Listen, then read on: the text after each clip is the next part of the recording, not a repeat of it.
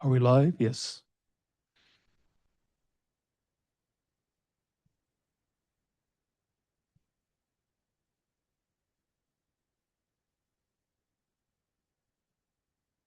All right. Welcome, everybody, to the Board of Directors of the Indian Wells Valley Water District regular board meeting this Monday, August 10th, 2026.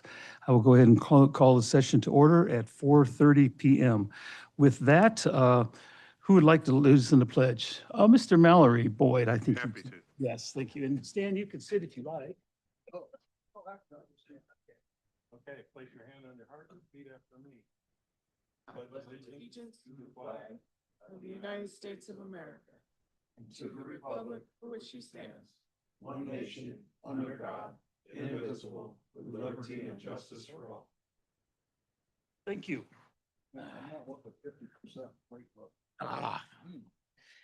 Okay, roll call, please. President Kaczynski, Present. Vice President St. Amand is absent. Director Griffin, Here. Director Boyd, Here. and Director Rotoria. Here. Thank you. Posting the agenda declaration. The agenda for today's regular board meeting was posted on Thursday, August 6, 2026. All right, thank you. Conflict of interest declarations. President Kaczynski, None. Director Griffin, None. Director Boyd, None. Director Rotoria. None. I will ask the question, is there any public questions or comments on the closed session? I don't think we see anybody online, do we? All right. With that, I'm going to go ahead and adjourn the open session at we'll call it 4:32, and we'll go to closed session.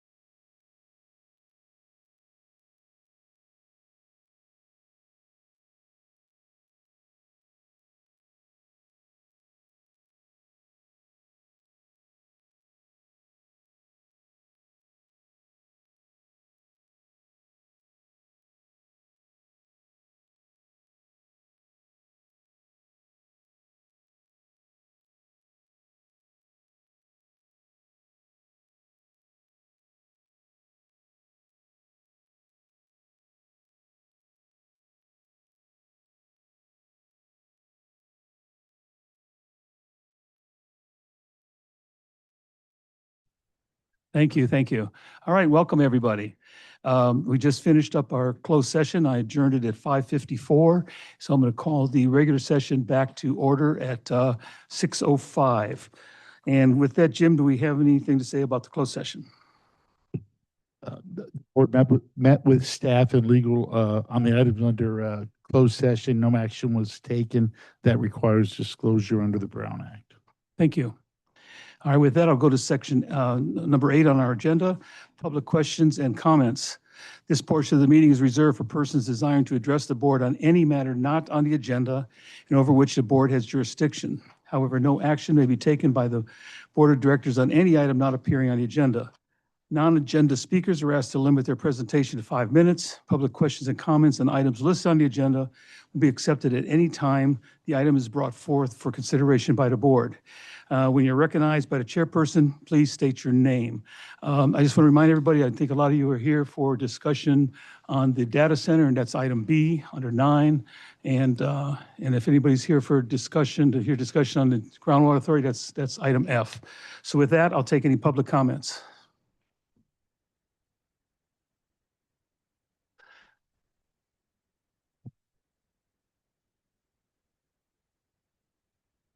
Hey, Skip, you can sit in front. Skip, you can sit in the front and wait, it's, You learn to look around before you wait. We'll be quick. Oh, yeah. And upbeat. These public comments are rarely quick and upbeat. I didn't even think about this until you guys took your seats. Last Wednesday's city council meeting, under general comments, there was a lady who had some neighbors or relatives' water bill in hand. And she was at sea as to what to do with it because she held it up and read some of the numbers as to the amount of the billing and the amount of the water used. And it was really remarkable. It got my attention enough that I asked her a few questions until our local council started clearing his throat. And at the time, I didn't have the presence of mind to go visit her and get her name and a phone number so I could connect her properly with somebody in this building. And my question to you is, was she connected with somebody ultimately? Good, I see somebody nodding. Renee, thank you. That's all I had. Thank you. Thank you, Skip. And I appreciate that. Always direct them this way for those kind of answers.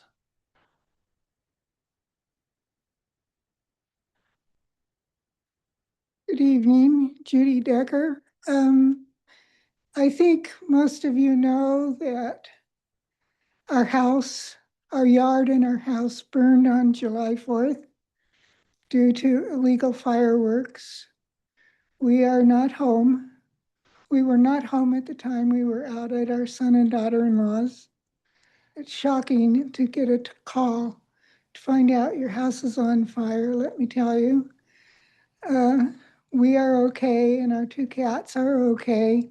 Our house is unlivable, and I beg you to let me express myself now because I have a time limit as to when I have to leave.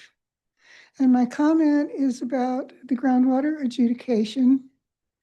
As you know, we are domestic well owners, and so we received the documentation from Murphy and Everett's and from the Superior Court of Orange County.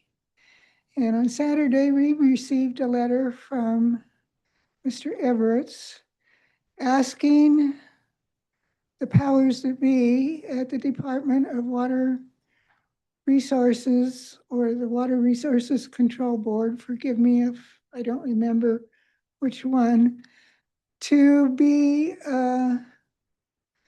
put on the list of those who receive the list of people who would be considered to be the water master to assist Judge Claster. And I have some comments on that. As you know, I've been here forever and a day.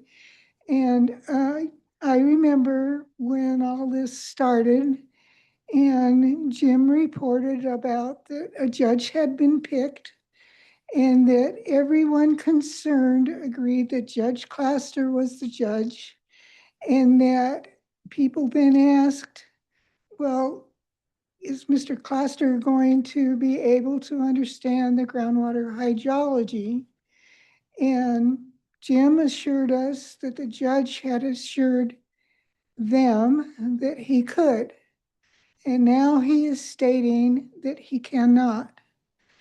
And I feel that if the water district is given the opportunity to review those individuals who might be picked to be this water master, that all of the parties that are involved in this lengthy, expensive lawsuit should also have that opportunity. The Navy, the city, the GA, Searles Valley, Mojave Pistachios, Meadowbrook, and so on. And that is my comment. Thank you. Thank you, Judy. Did you say you might have to leave here early? Because, excuse me. Yes, I've been given a time limit of an hour, so. Okay. Yeah, I don't know, Well- because that's going to come up under groundwater adjudication, but Jim, if you would like to answer it now? Sure, and then let's Let's- shorten it real quick. Yeah, we'll shorten it. So, really, Judy, first of all, Judge Claster was appointed, and we have not lost any confidence in him. He's one of the top judges in Orange County, recognized by most that practice down there. He did make representations that he thought he was qualified to do it. What occurred, I think, is that it's a very complex issue. What's going on below the ground, nobody can see it. Groundwater modeling, guesstimation, hydrogeology, guesstimates. So you've got good experts, but you've also got good attorneys. And I think the cross-examination threw doubt into the judge's mind. The judge still has the authority. The judge will still make the final determination as to what the safe yield is. But I think he's cognizant of the importance of this. And he said, listen, if I can get an independent, truly independent third party to look at what's in the, what was admitted, the transcripts, the reports that were relied upon, as well as the, testimony and exhibits, and let me know what he thinks the safe yield is. He's not bound to accept that. He's going to take that. He's going to read it, and he's going to, use it as he prepares his statement of decision. And while the selection of this special master is going on, all of the parties are involved with it, actively involved with it, not just the water district. What was sent out was an order from the court to the State Water Resources Control Board requesting that the state board provide a list of recommended professionals that might fit the bill to serve as the water master, as a special master. There is no requirement that the state board respond, so there's a certain amount of time. We're going to wait for that. If they respond, we'll go ahead and look at the list. We've met and conferred with the Navy and the GA attorneys and the city's attorneys multiple times. This is a work in progress. This doesn't happen a whole lot, but in terms of, the court will make the ultimate call, but all parties will have a say, and the ultimate goal is for us to hopefully all parties be able to select a special master that we're all comfortable with. That's a tall task, but that's the goal. That's all. Thank you. If I may, could I add one comment? And if I'm wrong, Absolutely. correct me. But just to reiterate, we did not lose faith in the judge at all. The Groundwater Authority did request this twice. Is that correct? A special master? And it was declined because the judge said he could handle it. That's Then correct. He reviewed it and they ask again. And so it's not a bad thing, in my opinion, that we have the special master, let him look at it. I'm great with it, so. We're still confident that we have the best science, and if you want to bring in an independent third party, well, okay. Thank That's you. what the judge wants, so we'll do it. Does that answer your question, Judy? Thank you so much. And I'm sorry to hear about your house. I'm glad everybody is safe and your cancer safe, and best Best of luck to whatever you're doing over there, because I imagine smoke damage is pretty severe. Yeah, okay.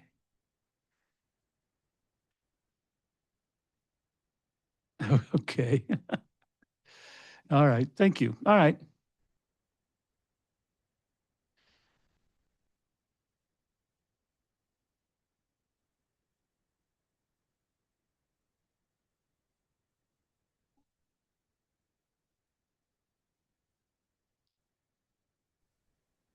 You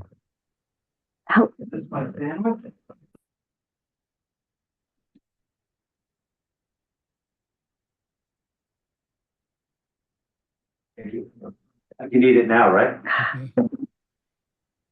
Hello? Need it now. Okay. I think I have Renee getting ready to come online. Is that it? Yes, Yeah, okay.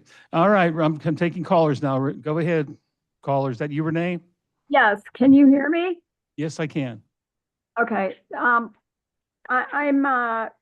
quite interested in that State Water Resources Control Board letter that was sent June 6th on 2025. Is that going to be discussed, or this is just part of the data center research that the Water District did? I was answering a question that Judy raised because she's on a short time frame, but her question was related to the adjudication. We can take it out of order, and I've pretty much given my status on where we are on the phase 2 litigation. So if you want to finish it now, the only other thing that I would say is that the next hearing, I believe it's September 18th, we need to provide the state board with time to provide the list if they're going to do that, and then do the meet and confer process with the other side to go through this. Bottom line, I think we could be looking, late 2026. I think more likely early 2027 sometime until we get, a final decision on the safe yield determination. Other than that, everything's a work in progress, and that's my report. If you have any other questions about that, I'm still going to revisit item E, even though we've covered most of it now, just in case something comes to mind with the board members or the audience or the public. So if you have anything else on adjudication, I would appreciate that you sort of keep it till item E if you can, Renee. Is that be okay? Yeah, that's okay. My internet started freezing up, so I couldn't hear everything Jim Worth would. Okay, we'll sort of brief it again pretty quickly as we go over it again. No, that's okay. I got the end of it. Okay, Right. great. Thank you. All right. Any other comments? Any public comment? I see we have some newly entered and usually has a comment. I'm not sure she's prepared. You're okay? No other comments online there, Chris? All right. Hearing that, I will go ahead and close the public comment portion of the agenda, and I'll move on to the consent calendar. I'm looking for approval of the board meeting minutes and accounts payable, approval of the minutes dated July 13th, 2026, and approval of accounts payable and disbursements. So I'm looking for a motion to approve. I'll make that motion. Thank you. Is there a second? I'll second. Are there any comments, questions, or anything from the public or the board? All right, hearing none, I'll ask for the vote on the consent calendar.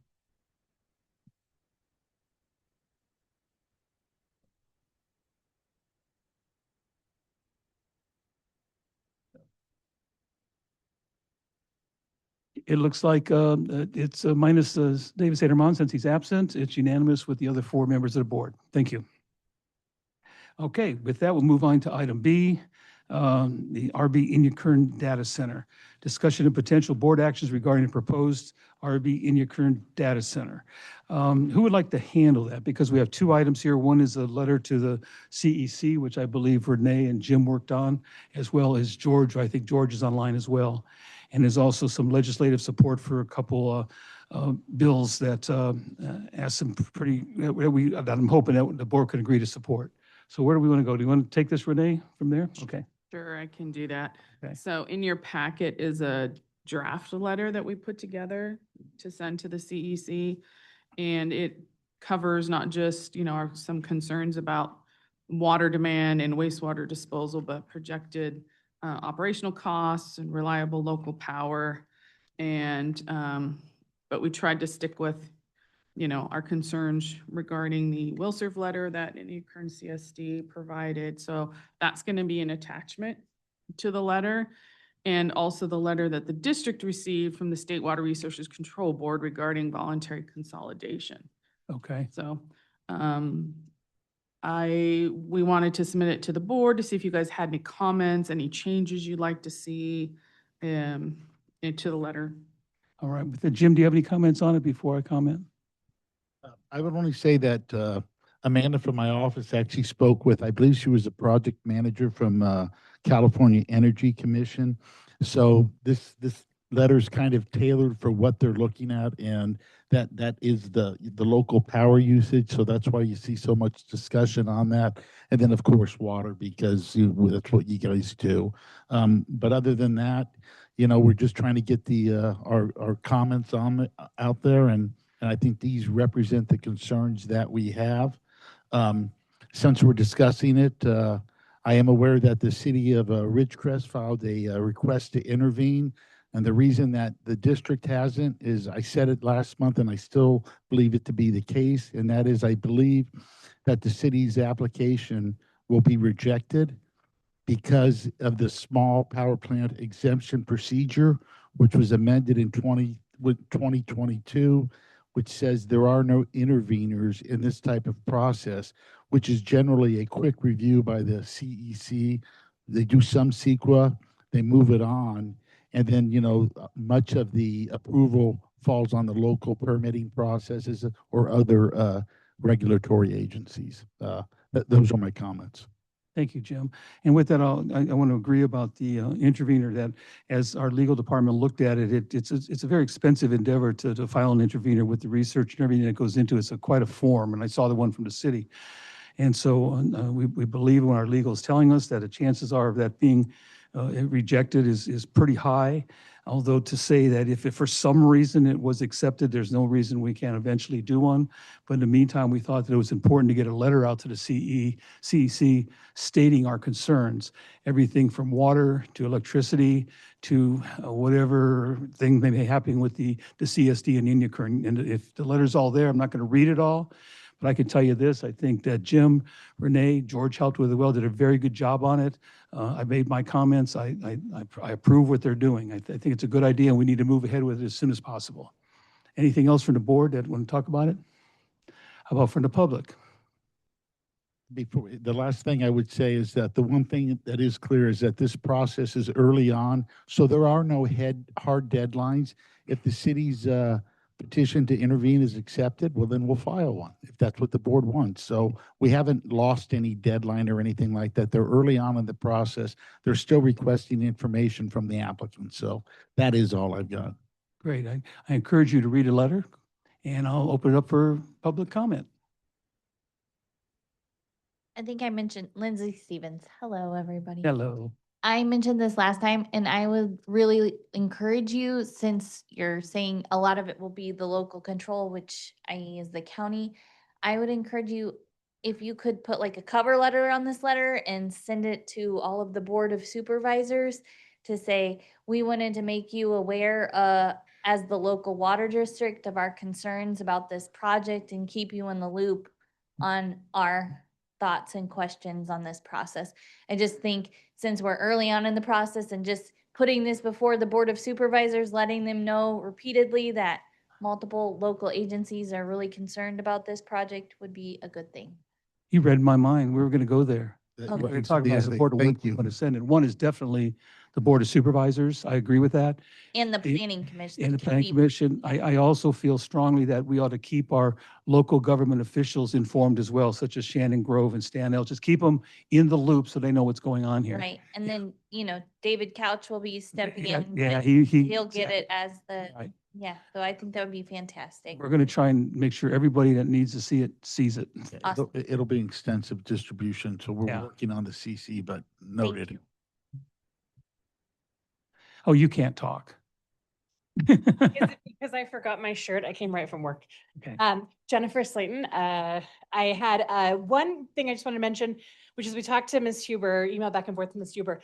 She said they're anticipating to docket their preliminary environmental review in September or October, which I don't know how that could happen based on what I'm seeing, but that was a little faster than I expected to hear from them. So I would expect personally a second data request based on what I'm seeing, but I also don't work at the CEZ. So there is that.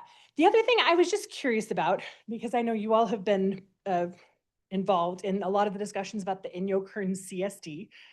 And I did have a very brief discussion with someone at the Division of Drinking Water Resources, I believe it is, about their decision to issue this will serve letter in their capacity. And I would just think possibly you guys have other levers you might be able to pull or suggest that we could go to pull to just find other places to really look at that will serve letter. I feel like that's one of the linchpins in this process is, you know, they're kind of banking on the Inyo-Kern CSD to be able to do these services, which none of us believe can happen. And we need the CEC to know that. And I feel like other government agencies sharing that might be a way. So I just am curious if you have any thoughts on that.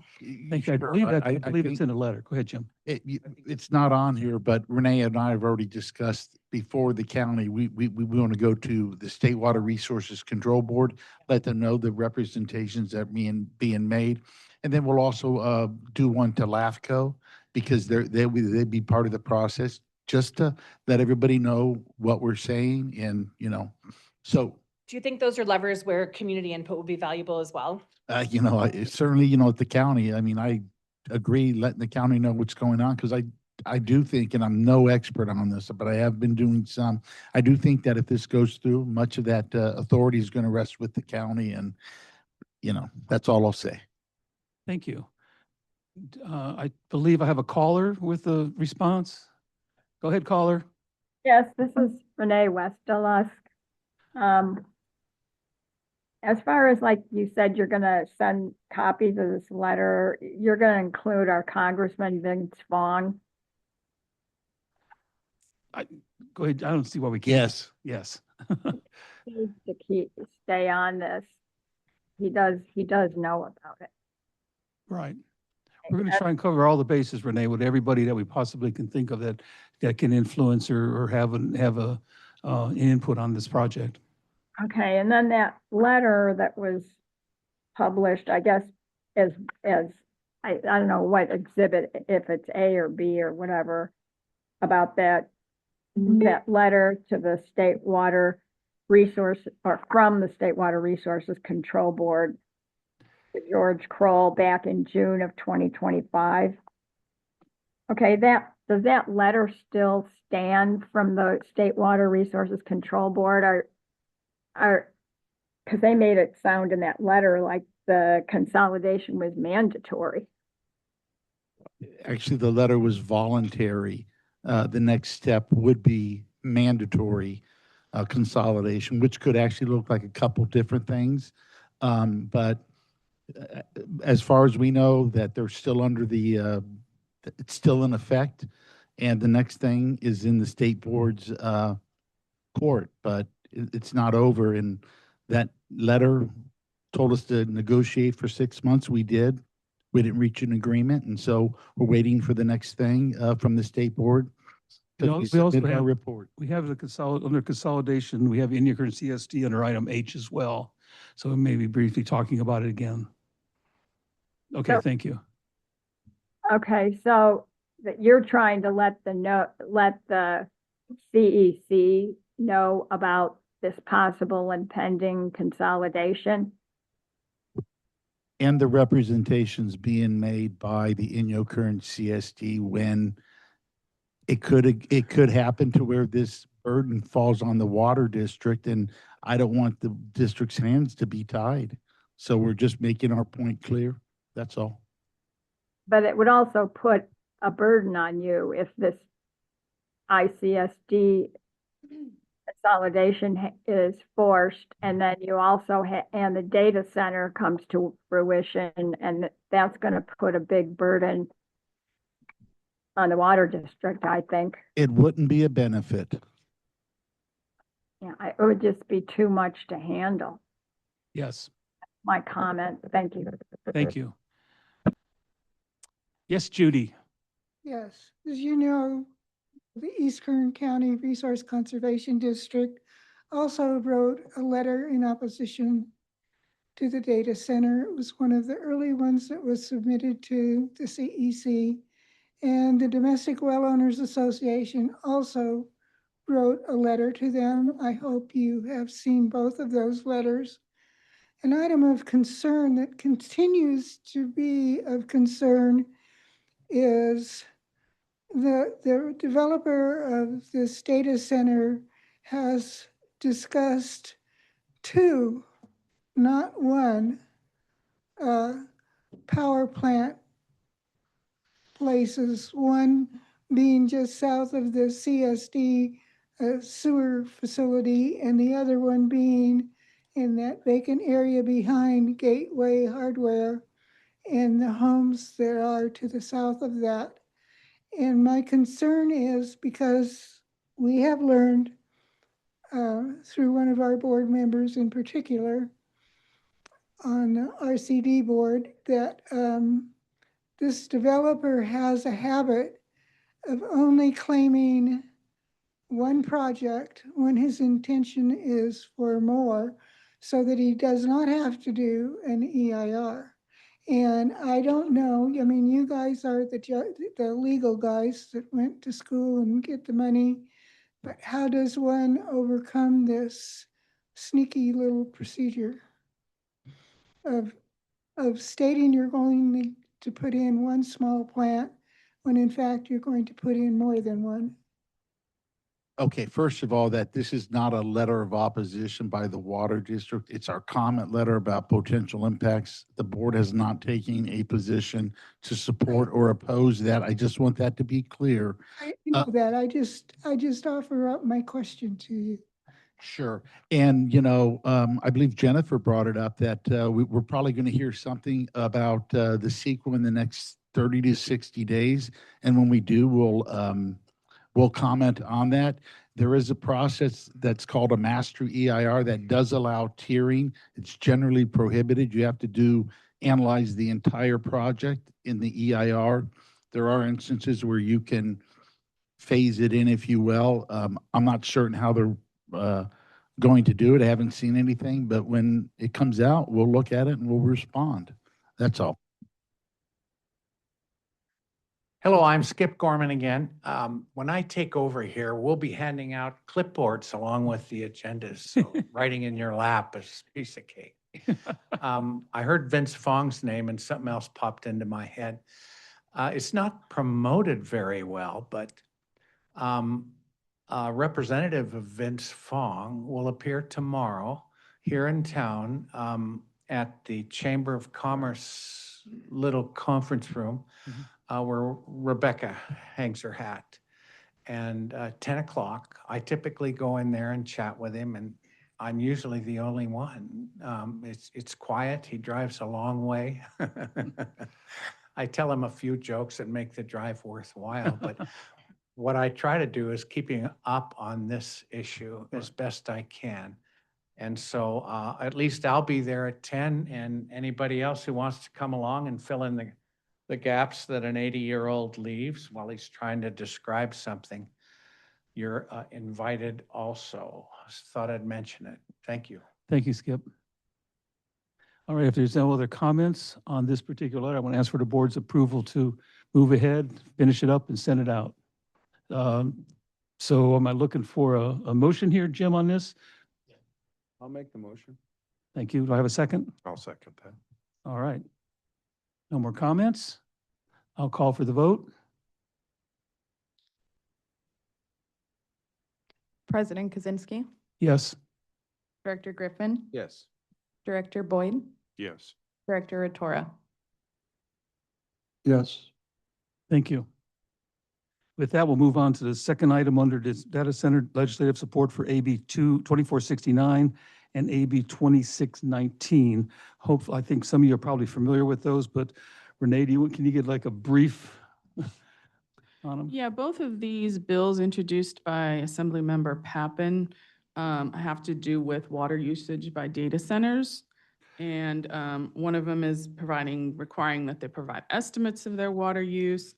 and other that they report it. And I believe they have to supply a water assessment and pay for the full cost of any improvements in water conveyance for the project. So we had talked about these before, and the board seemed to be interested in putting their support behind these bills. So I can work with our office in Sacramento, the consultant we have that works out there, Brenda Bass, and we can work on a letter to provide our support for those two bills if the board feels that they want to do that. Thank you. I feel it's important we throw our support behind these because they're putting the onus of providing more information and more data and just a lot more on these data centers. So the general public and all the authorities that have to approve these things understand everything that's happening. So that's what these bills are doing, and I fully support that. Any other comments for the board before I move it on? Go ahead, Chuck. I agree. Oh. I fully support. Okay. Anything, Chuck? Well, no, I support doing all the research we can and supporting the bills. My question is, didn't 2649, didn't that pertain to critically overdrafted basins or something? Was one of those in that bill? There was Or was I there may- reading a different bill? I just want to clarify. There may be, I don't know if it was that particular one, there may be one, but the fact that they took that out, they may have taken that out, but what they're asking now, for the information they're asking and the proof they're asking and the plans they're asking for is pretty extensive, and that's what, to me, it's all about. But I'm not sure which one of those bills it was, or even if it was one of those. Yeah, that's what I just don't Yeah. want to, I personally feel that we are not a critically overdrafted basin. No, I believe that's- we were misclassified, so I don't want That us language pushing for has that. been removed. Okay, that's what I want to make sure. Yeah, that language is not there anymore. Okay. Yeah. So with that, open up to the public for comments? All right. Okay, hearing none. Oh, wait. Oh, I got somebody online. Okay, go ahead, caller. Yes, this is Renee Westerlusk again. I just want to clarify, it was AB 2469 that had language that exempted critically overdrafted water basins from having data centers located in their vicinity. Well, thank you. Thank you, Renee. I thought it was Yeah. 2469. I just wanted to make sure. So thank you for clarifying that. And which has been removed. Yes, and the language has been removed. Thank you, Renee. All right, any other comments before I ask? Okay. So can I get a motion for the staff to go ahead and issue letters of support for these two bills? I'll support that motion. There a second? I'll second it. Thank you. With that, no other comments? I'll call for the vote. President Kaczynski, Yes? Director Griffin, Yes. Director Boyd, Yes. Director Rotoria. Yes. I just want to take time to thank the staff and Jim and George and Brenda up in Sacramento for working with us on these things to make sure that we cover our bases and get the best bang for our buck and how we support these things. Plus, we're still looking out if any other ones come out that we can lend support to as well. Thank you. With that, we'll move on to C, Proposition 4, Grant Funding Presentation. I think y'all need to stay for this one. It's pretty interesting. George did a good job. George, I believe it's in your hands, right? Good afternoon, good evening, members of the board and the public. Can you hear me okay? Yes, we can. Okay, this is a grant overview and a loan overview as well. I added a couple slides to discuss. So we can go to the next slide, please. So the first thing I'm going to talk about is the status of the 5 projects that were approved by the board that we could go seek funding for. And those would typically fall under the Drinking Water State Revolving Fund. I'm going to overview that. Then I'm going to move on to an opportunity for some Prop 4 funding through the State Water Board Stormwater Grant Program. And there's some state slides that I'll go through and walk you through why I think this is a good opportunity for the water district to move on. So to the next slide. Okay. The State Drinking Water State Revolving Fund. So they usually put loan and grant amounts about $500 million annually, and that's since 2021. And about 50% of this is grant, or they forgive the principal on the loans.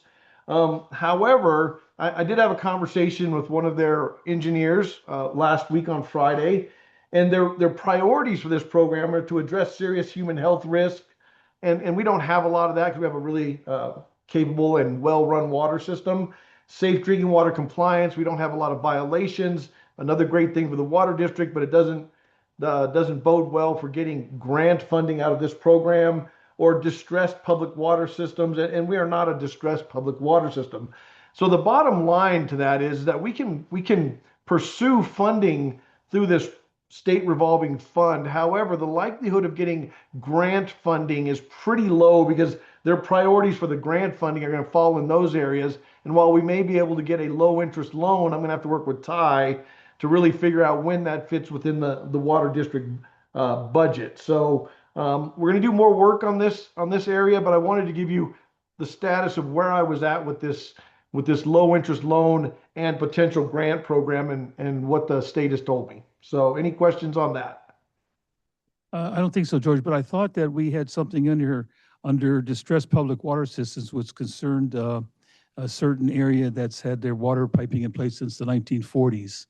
We did, and I had a lengthy discussion with the state about the La Mirage area and the fact that it falls within a significantly disadvantaged category within the state, the national census. And they did want us to present that, but they were still relatively adamant that it would probably still only qualify as a low interest loan and not likely as a grant. So not the best news there. No, okay, thank you. Okay, can we move to, unless there's more questions, we'll move to the next slide. Go ahead. Okay.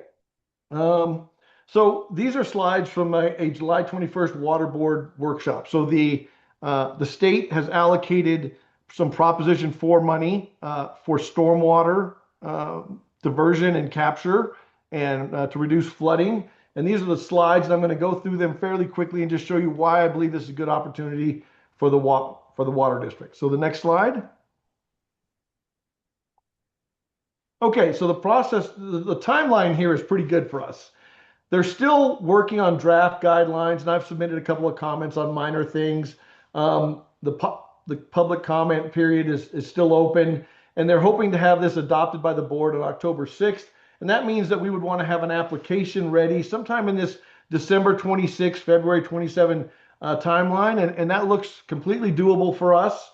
And then sometime in the spring of 27, they would let us know if we in fact qualified and will receive grant funding, and then we would begin executing the program. Any questions on that? Move ahead, George. Next slide. Okay, this slide is really simple. We are an eligible applicant, so I have no problems there. Next slide. The requirements. So there is $101 million available for projects in this Prop 4 funding.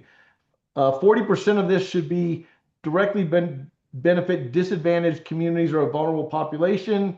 They're also going to prioritize projects if we were to consider also adding some of the funding to help pay for it.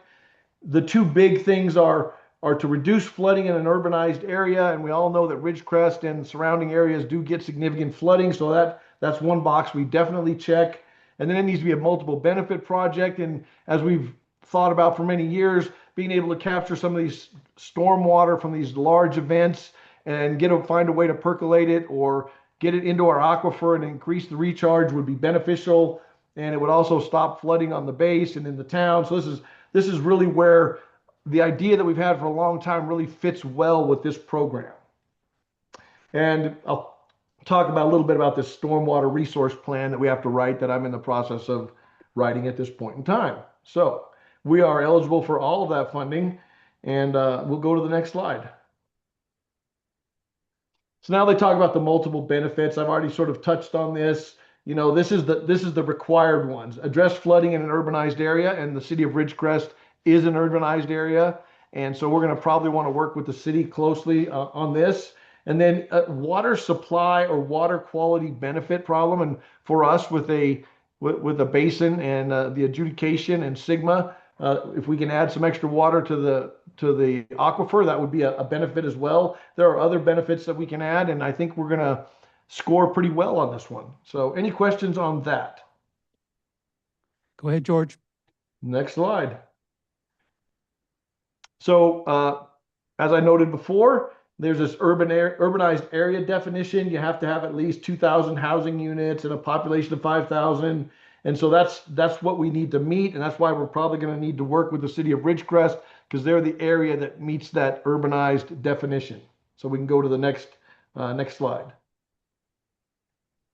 I'm in the process of writing a stormwater resource plan. This is a requirement before you submit the application. I'm about a third of the way through. I'm working with staff, engineering, Krieger and Stewart to get that done. It's just a box we need to check, and it will detail,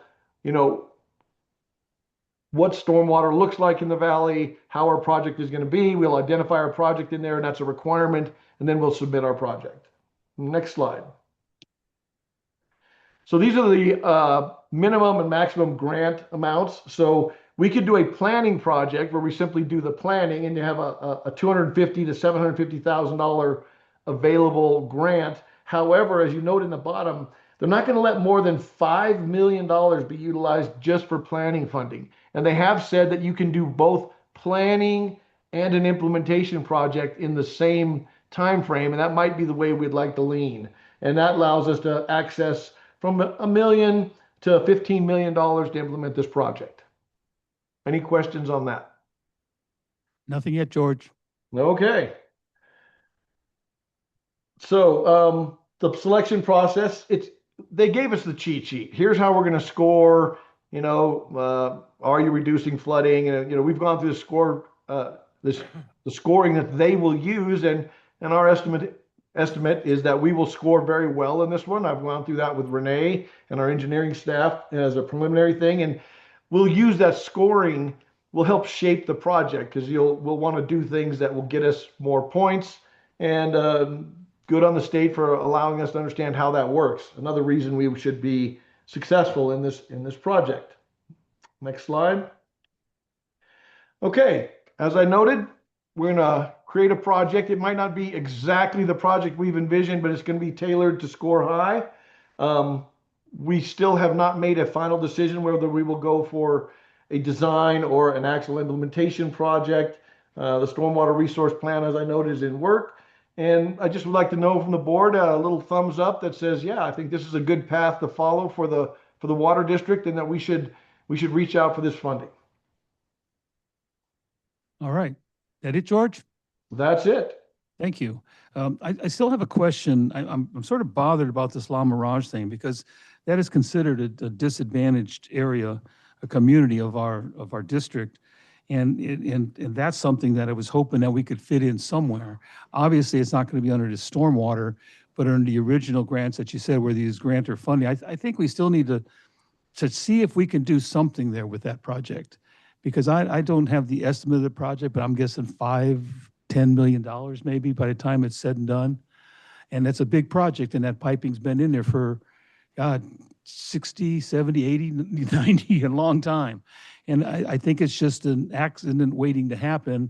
And I can't understand why that couldn't be accepted as a project under a disadvantaged community requiring safe water. So George, I just ask that you look into that one further as well. Maybe there's something we can do to help us along with that particular project. And of course, when it comes to the stormwater recovery, I'm all for that. I'm in the past, a lot of people say, well, look how often we get stormed. But we get them enough where I'm sure that you're going to have to come up with an average amount over X number of years that we get, so we know what kind of rainfall that is and what kind of water that is. But I'm sure it's in the thousands of acre feet. So I fully consider that we need to move on with that one.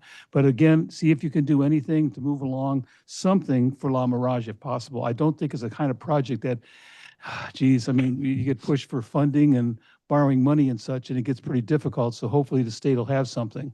That's all I have to say. Anything else from the board? Yeah, I guess I would just like to add that I totally agree with what Ron's talking about. La Mirage, I think, probably is an accident getting ready to happen. And it's time we did something before it became a real problem. And of course, I do support the water runoff project as well. Thank you. And go ahead, Chuck. I just have a couple comments for you, George. I would like to see you move forward with a planning and implementation plan. Just my opinion. I would like to see it move. I think there's two areas if we could do a simultaneous plan and work hand in hand with the city. I think working together with them would be good because we have a flooding issue on Bowman Road and Forest Knoll that we could catch that stormwater and do a shallow well and inject, let it percolate there. We could create a huge benefit for the valley, and also Little Dixie Wash, if we could catch that water, that would also catch the water from the aqueduct releases when LA was doing their releases. It would be huge if we could do it as a dual project. So I'm fully supportive of that. I think your estimate was probably pretty low. I would say it's tens of thousands of acre feet of water that we Okay, get yeah. through a rainstorm. If you take our ground Yeah, footprint yeah. and we put it out, because most of our water now goes out to Airport Lake Right. or the Mirror Lake, and it Yeah. sits out there and then it evaporates and we lose it or runs out to the playa or is gone. So I think it's a great deal. I think we should pursue it fully. Thank you. I would like to just add one comment, as I know the city has a master drainage runoff plan. They haven't done anything with it, but it does show, I think, the primary routes for the water runoff. So it might be a real good thing to work with the city to figure out what where the most logical places are to place the area where you catch the most water. It does, Stan, and I agree with you, but the ultimate end goal is Mirror Lake through the stormwater, and that wouldn't really benefit us a lot. So that's why I would like to see a catch basin built somewhere along the Bowman Road corridor, some of the old farming properties that were there. I know there's still a couple of existing wells that are there. I don't know what they would have to be done to revamp.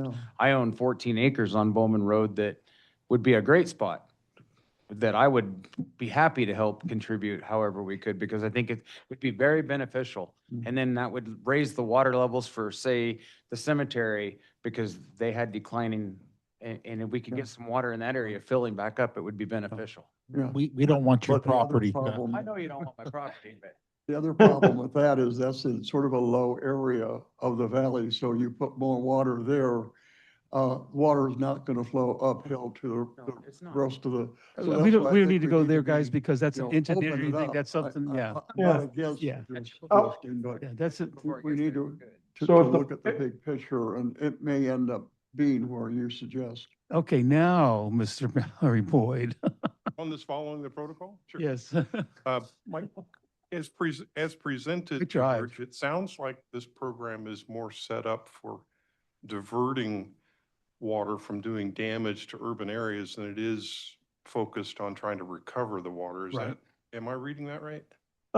Mallory, basically there are the two big rocks, and the one is to prevent flooding, but the second one is to augment a water supply or fix a water quality problem. So you have to have both pieces to really be competitive in the qualification. So I think the idea that we can reduce flooding and capture the water for our aquifer is really a big bonus, and will get us a lot, really sets us up well for this particular program, I should say. And I will want to note, like, just sort of conceptually, when Hillary came through, the big storm, it dropped about 3 inches of rain on our watershed. I did some calculations.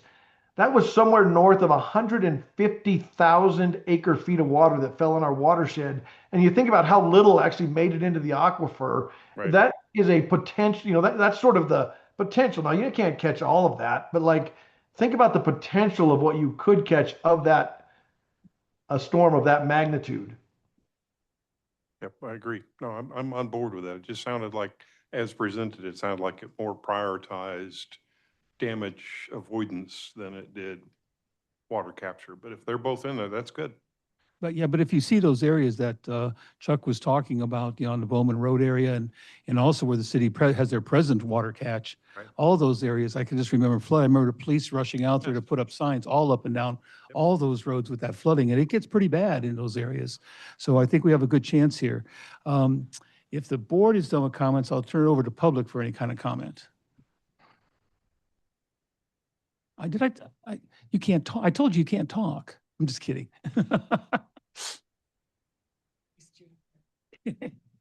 Jennifer Slayton. So I know y'all are a bunch of like engineers and scientists and accountants and like nuts and bolts people. But one of the things that I saw on the slides that was really exciting to me as a community developer was community climate and culture.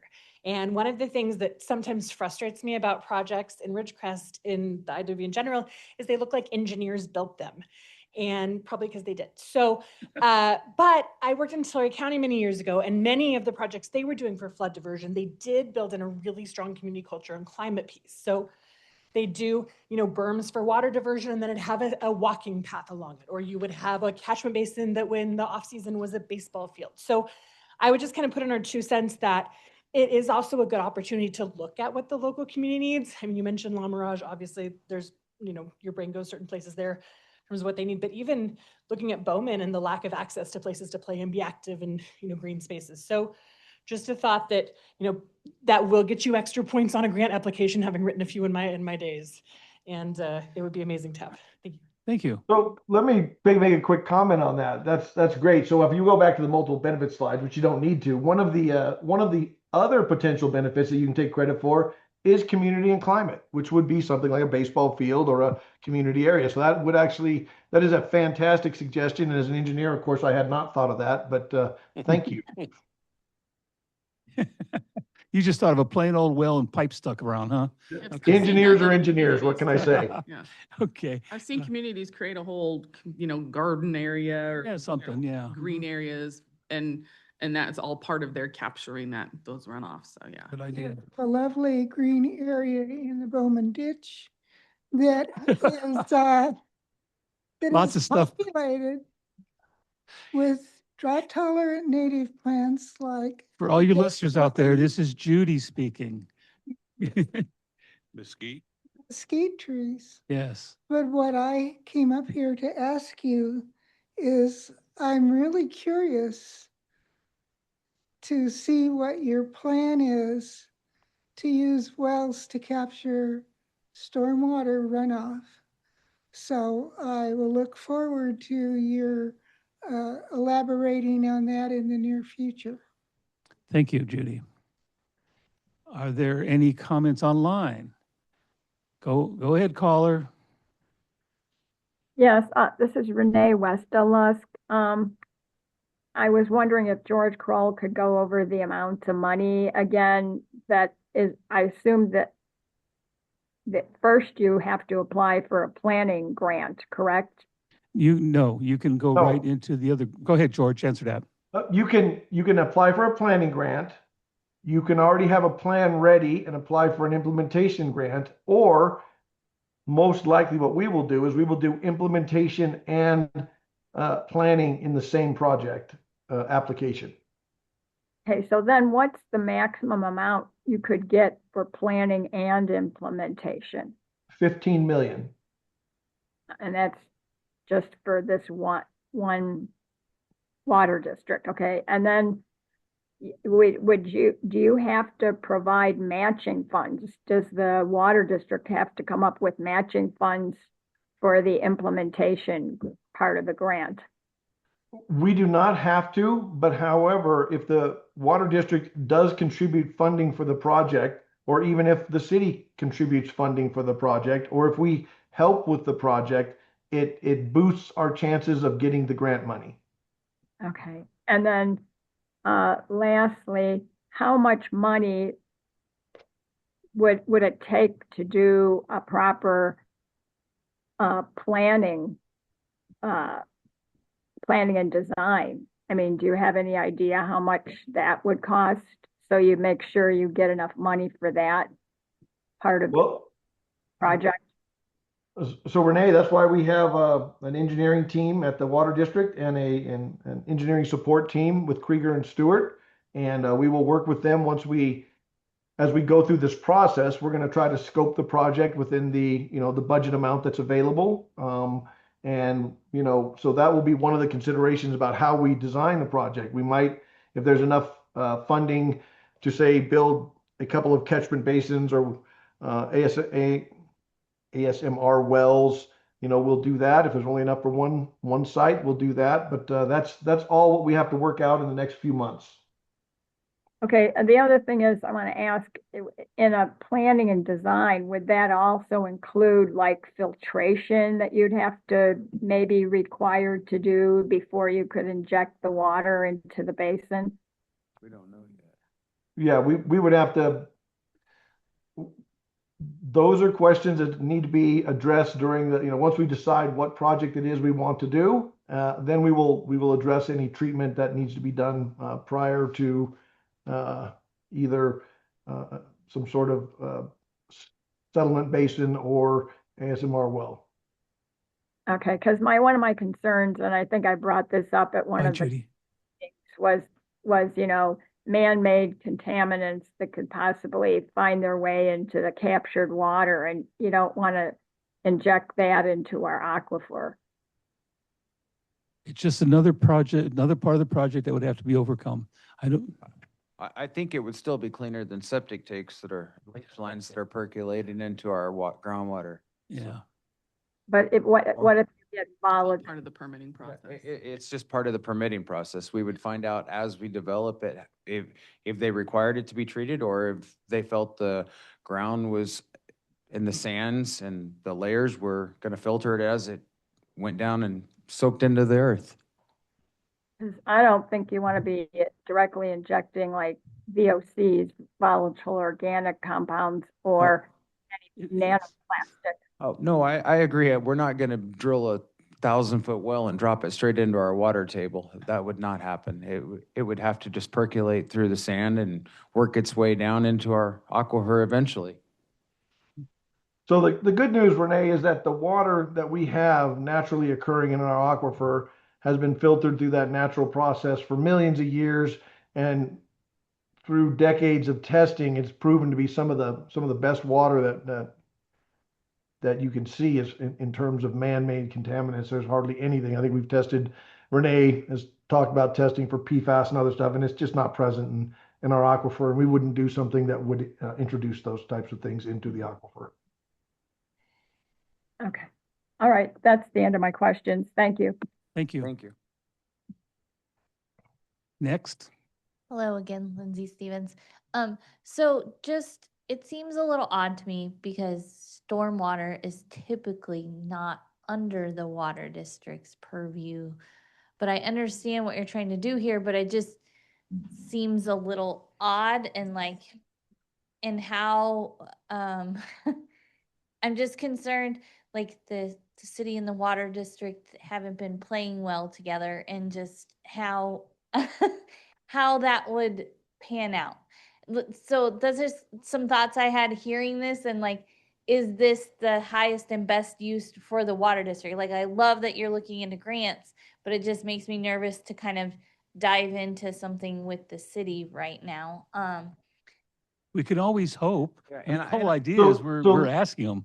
And I think it's a great idea, Lindsay, if we can work with the city hand in hand, Yeah. and it benefits the city of Ridgecrest, it benefits the water district and the residents of this valley, because it does put water back into our aquifer, so it's a dual project. Yeah, So- and you can be co-applicants too. Does that make your case stronger, George? Okay. Typically, what we would get from the city would be sort of a letter of support. I wouldn't be surprised if the Navy wouldn't be supportive of this. And to 2023, 2024, the Hillary, there were great concerns that the Navy had that the storms would bring floodwaters out onto the base and impact their mission. So any stormwater that we can capture will also help the Navy as well, because it will reduce flooding not only in the city, but it goes from the city onto the Navy base. So we think there are multiple benefits across the entire region. And if it's these are when you look at the entities that typically implement these, they really are water districts or irrigation districts, and it isn't our primary mission, but it is our mission to ensure we have enough water for our customers and growth and sustainability in the future. And this is a way we can get there and help the city, the Navy, and the community. And so if we're the tip of the spear that goes and does that, I think that's a bonus for the water district. So one other thought is like, I know because I have great concerns, kind of like Renee, of like contaminating our aquifer. Because if we contaminate that, it's a big deal, right? Because that's our only source of water. Would there be potential, because I know they've talked about recycling wastewater and turning, could we possibly think of like this being used for a purple pipe system for like, so we would take our recycled wastewater and our stormwater runoff and like use that for irrigation purposes instead of trying to get it percolating through the ground? I Well, believe that's a storage question. So what Yeah. you're saying is like, if it rained every day and we could catch it every day and put it in a pipe, that would be Yeah. one thing. But we have the valley weather is such that we have these really Long large patterns, yeah. storm events. And the only place to store that water, if you can store it, is in the aquifer. So that's really, you can't sort of build a lake out there because between the large storm events, it probably all evaporate away. So this is typically what's done. And I don't, Do you I have know some you have to check all places- those boxes. Sorry to ask, but do you have places that we can look up of examples of where they do this in place too, where they have it percolating down in? Yeah, Kern County is one of the largest water Bakersfield banking does, areas Santa Monica. within the Okay. country. They do more water banking in the world in Kern County, and it's done all the time. You can't put dams on streams and rivers anymore because of the environmental concerns.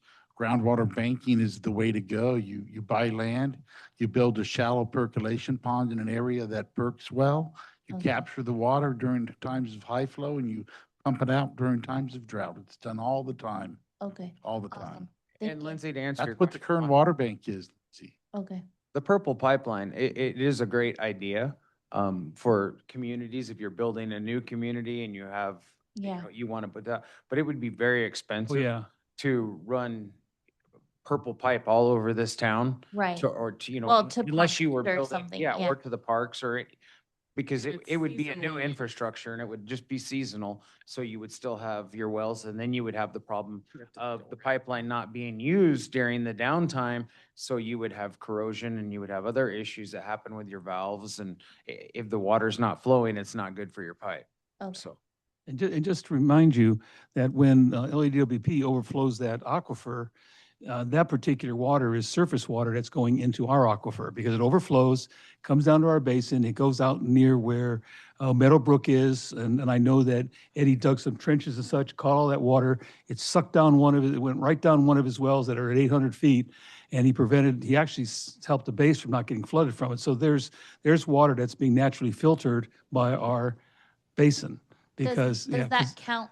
Because he said urban areas, would that area be able to be included still? I don't know. I think that's Okay. something that the engineering will look at. If it helps protect the base, that might help.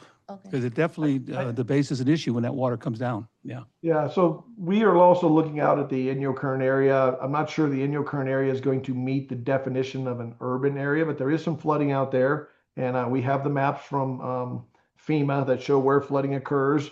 And that is one place, and we may collaborate with them as well. So we're gonna try to capture as much as we can, and it will be, ultimately it might be multiple points and multiple, as Chuck knows, there's multiple discharge places where water comes flowing down into the valley in these storms, and you have to find the right place to capture it and safely get it into the aquifer.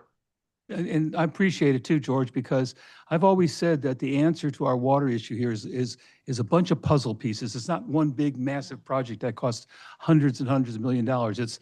It's well distribution, it's stormwater collection, it's wastewater treatment and collection. It's all those little pieces that fit together that we can afford as smaller projects, which definitely benefit the entire community. And I think this is one of them. And in my opinion, I think we'd be remiss not to move down this road to take a good hard look at it. I just want to say one more thing. I really appreciate you guys and how when people come up here, you care and you take the time to respond back and we can communicate. It really shows that you all are public servants, and I appreciate that because not all of the bodies in this valley do that. Thank you. It's called transparency, and we try to do it as much as we can, as much as our lawyer lets us do. I want to make one comment on what you made, Yeah. your comment, and it doesn't really pertain to this, but I know of 3 creeks that we currently have running into this basin Right. that I could walk anybody in this room up to right now. Yeah. And they would run into this basin. There's currently water running in them, and most of that water evaporates Right. because it never gets into our aquifer. So there's so many things we could do with water if we It's a could just different type of, focus on it. that's one of those other puzzle pieces. It's like Yes, one of the coffer puzzle pieces. dams, if you want to Yes. call them that, yeah. You know, if we could get the Navy interested in this, it may be that they would be willing to use the Seabees to help us Yep. drill some shallow, Absolutely. wide wells. Because I'm thinking it's going to take more than just a few Oh, yeah. small ones. All right. Jim, what do you need from us on this? Do we just need an approval from the board to move ahead on the project? Yeah, I don't think there's any specific action, and this engineering talk is just fascinating. But all we're looking for is a nod to have us move forward, because we're just learning about this and Yeah, are anything moving formal will forward. come later, like. Okay, what so we've got. the board concur that we want Renee and George and engineering to move ahead on these projects? I Okay. We all concur? Have at it, guys. Thank you. George, Thank you, George. Members of the board, Renee, thank you very much. Ron, Yes. I'm not feeling very good. Do you mind if I sneak out? I'm just loopy. I got too hot today. Oh, okay, I'm sorry, but He's worked like 12 hours a day in the hot sun, and I think he's tapped out. We don't want you to pass out here. Are you okay getting home? Yeah, I'm okay. I'm just Okay. really hot still. We're fine. We got 3 board members here if there's anything that we need to. Thank you, guys. I'm sorry, but I'm just not. Drink lots of water. Yeah, salt too. Yeah. He needs Gatorade. Yeah, Gatorade. All right. With that, we'll move on to item D, Admin Executive Committee Dress Code Policy. Who's going to handle that? All I right. can handle that if you would like, and then Isabel can jump in if we need to. But what we found is that we needed to do something a little more formal than what we had before in our personnel manual, and then we also combined a couple of items from the personnel manual. So we wanted to be a little more formal and lay it out, because it really wasn't specific before about what we expect when it comes to administrative staff and our field staff. And so we wanted to put it all into one document, and that's what this is. So if you've reviewed it and you have any questions or comments, let us know. All right. The Executive Committee reviewed this, and we're recommending that the board approve it as is. So it's up to you guys if you'd like to approve this. Do you have any comments or questions about it? I have no issues with it. No issues with it? Anything for the public?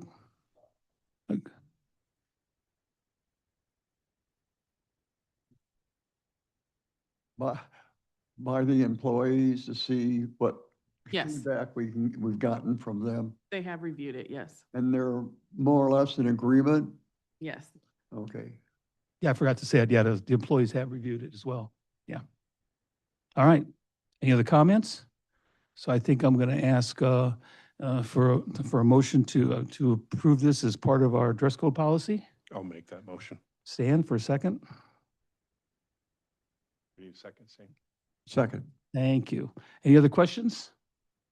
All right, I'll call for the vote.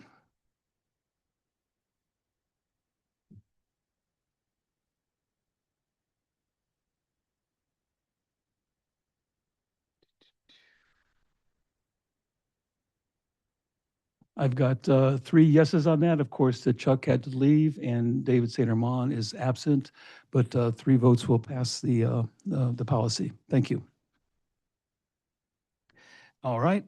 Next is the comprehensive groundwater adjudication. We've covered most of that.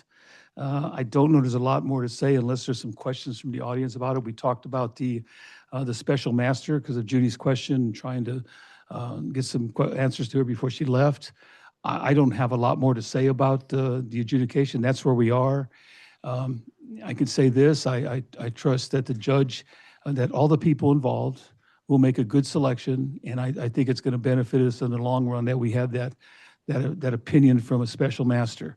How long will it take? I think Jim has said it. I think our judge is anxious to wrap this up as quickly as he can, but he's not going to rush it through. Can I give you a date when a special master will be selected and how long it will take him to come to a conclusion along with the judge? No, I'm hoping for November, but I'm just hoping. It could be December, it could be January, but I just know that the judge wants to move this along. So do we have any other questions or comments about that? No. Sorry. So it was just very odd to me because like at the last meeting here, you gave a lovely summary of it. And then we go to the city meeting and they gave their summary of it. And I'm sorry, but they were polar opposites. And it was kind of, it was really confusing because it's like, you come here and it's like, you're saying, and then you go to that one and it's like very opposite. And I was just like, how do the two entities watch the same thing and arrive at totally different conclusions? I'm going to make a comment about that. I think that we have been trying, as the water district, for a number of years now, to cooperate and work with the city so we can all be very transparent in supporting the community and what we're doing. I don't know what else to say. We've been working on it for quite a few years now, and it isn't happening. Yeah. And that's why you see that kind of stuff happen. And I think it's going to continue to happen until we see people in the positions that are willing to be transparent, completely transparent, and work with the community. Until that happens, I think you're still going to see this go on. So it's very important what's happening here in the near future. Yeah. And I don't know if there's a way that you can like have yours with more proof but it's just, like it's odd. And it gets confusing for people who don't pay Yes. attention. Just like I have concerns for the upcoming election that people will be concerned about their water bills are so high and they blame it for the water district because you guys are the collection agency, but the groundwater fees are on there not because of you all. We're gonna address that a little bit on how we're gonna hope to tackle some of that, because you're right, with the election coming up, I'm getting a lot of questions about, there's so many people who do not understand. And I don't know, We're- what yeah. section is that falling under tonight? It's gonna fall under the groundwater authority. It's coming up here very quickly. In fact, it's next, in fact. Yeah, so don't go anywhere. And I thought you were done. I Yeah. was just gonna say, there's gonna be a phase 2 summary and a kind of a social media blast coming out this week. We're gonna try, yeah. Yes. That'd be very helpful because we all had to pay attention to do our own social media blast from our taxpayer group. And I thought it was excellent, by the way, because I think I'm the only one who watched the whole trial. Look at Lindsay sitting there ignoring me, except for the part where I went on vacation at the end. But I will say this, having heard both sides, I felt like the trial was accurately summarized by what was shared at the last water district meeting here. I also feel like all of the things that the city and GA said were factually correct. I think their interpretations were questionable. So I guess that's why we have lawyers and PR folks, isn't it, Jim? So, I do hope that we will get that done sooner rather than later. I also, though, I did send Ron, I think it was the only one, the adjudication that just came out, the reverse adjudication that they ruled that they had to defer to the Department of Water Resources. Did you see this? This terrified me. There was a decision that just came out. It was on Maven's notebook, and I sent it around. I was like, what does this mean? And then he ignored me. Just so thoughtless. But there was a recent decision that was another reverse validation that they basically overruled the attempt to do a reverse validation. It was not in our court, but very curious. And I'll send it to you again, or I'll send it to maybe Jim, because I was just wondering if there's any insight. I have it. I just haven't had a chance to review it in detail. I've been on the East Coast doing some things. I have it too, and I haven't had a chance to review it either. Remember, all we're dealing with right now is the groundwater adjudication. the reverse validations, that went away with the Mojave Pistachio and the Searles Valley dismissals. So, interesting, but I'm interested in the adjudication. I'm just hoping that that doesn't have any bearing on Mr. Classer as he's trying to figure out what he's doing for us. Once I read it, I'll give you a better idea. I appreciate that. Thank you. No problem. Thank you. Anything else on the comprehensive adjudication? I've got a caller. Go ahead, caller. Yes, Renee Westerlusk. My questions are, you're not expecting any kind of decision on the special master till maybe as late as November? No, that's not what I said. I said I'm hoping they can come up with their number by November. I'm hoping to see a special master September, October. Yeah, the best case scenario, we meet with the court again, I believe it's September 18th, hopefully we'll know what the state board is or isn't going to do, have adequate time to meet, confer with the other side, and then we'll go to court on the 18th. And in a great world, we would be able to pick a special master would be selected, and maybe we could even, agree upon the both sides, the technical working group as well as the GA and the Navy, but one step at a time. That's all. Okay, so the earliest you expect to get a special master appointed would be at the September 18th meeting? That would be my expectation, the earliest, yes. Okay, but it could be later than that, correct? Absolutely. And then what is your guesstimate for how many months it's going to take the special master to go over all the data that was presented at the trial, and then, bring the judge along so he can make a decision? It could take longer than 2 months. Yeah, 63 days. We don't know. There's a lot of information in there. I agree that it would probably at least go 60 days, Renee. But this is not a process that's done very frequently in court. So in some respects, we're, feeling our way through it, all the parties. So, but it is a slower process for sure. When is all the parties going to know how much it will cost to hire this special master and the true cost? Because to me, it's going to be a big costly thing. And I wanted to know, does the water district have any extra money in their budget? Because I don't think this has been budgeted, has it? First of all, before I give you an estimate, we got to find out who the special master is. So other than that, it's just a guess. And the water district is prepared to pay its 1/6 share. What's being discussed is all of the active parties would pay their equal and fair share for the cost of the special master. It will not fall on any one party.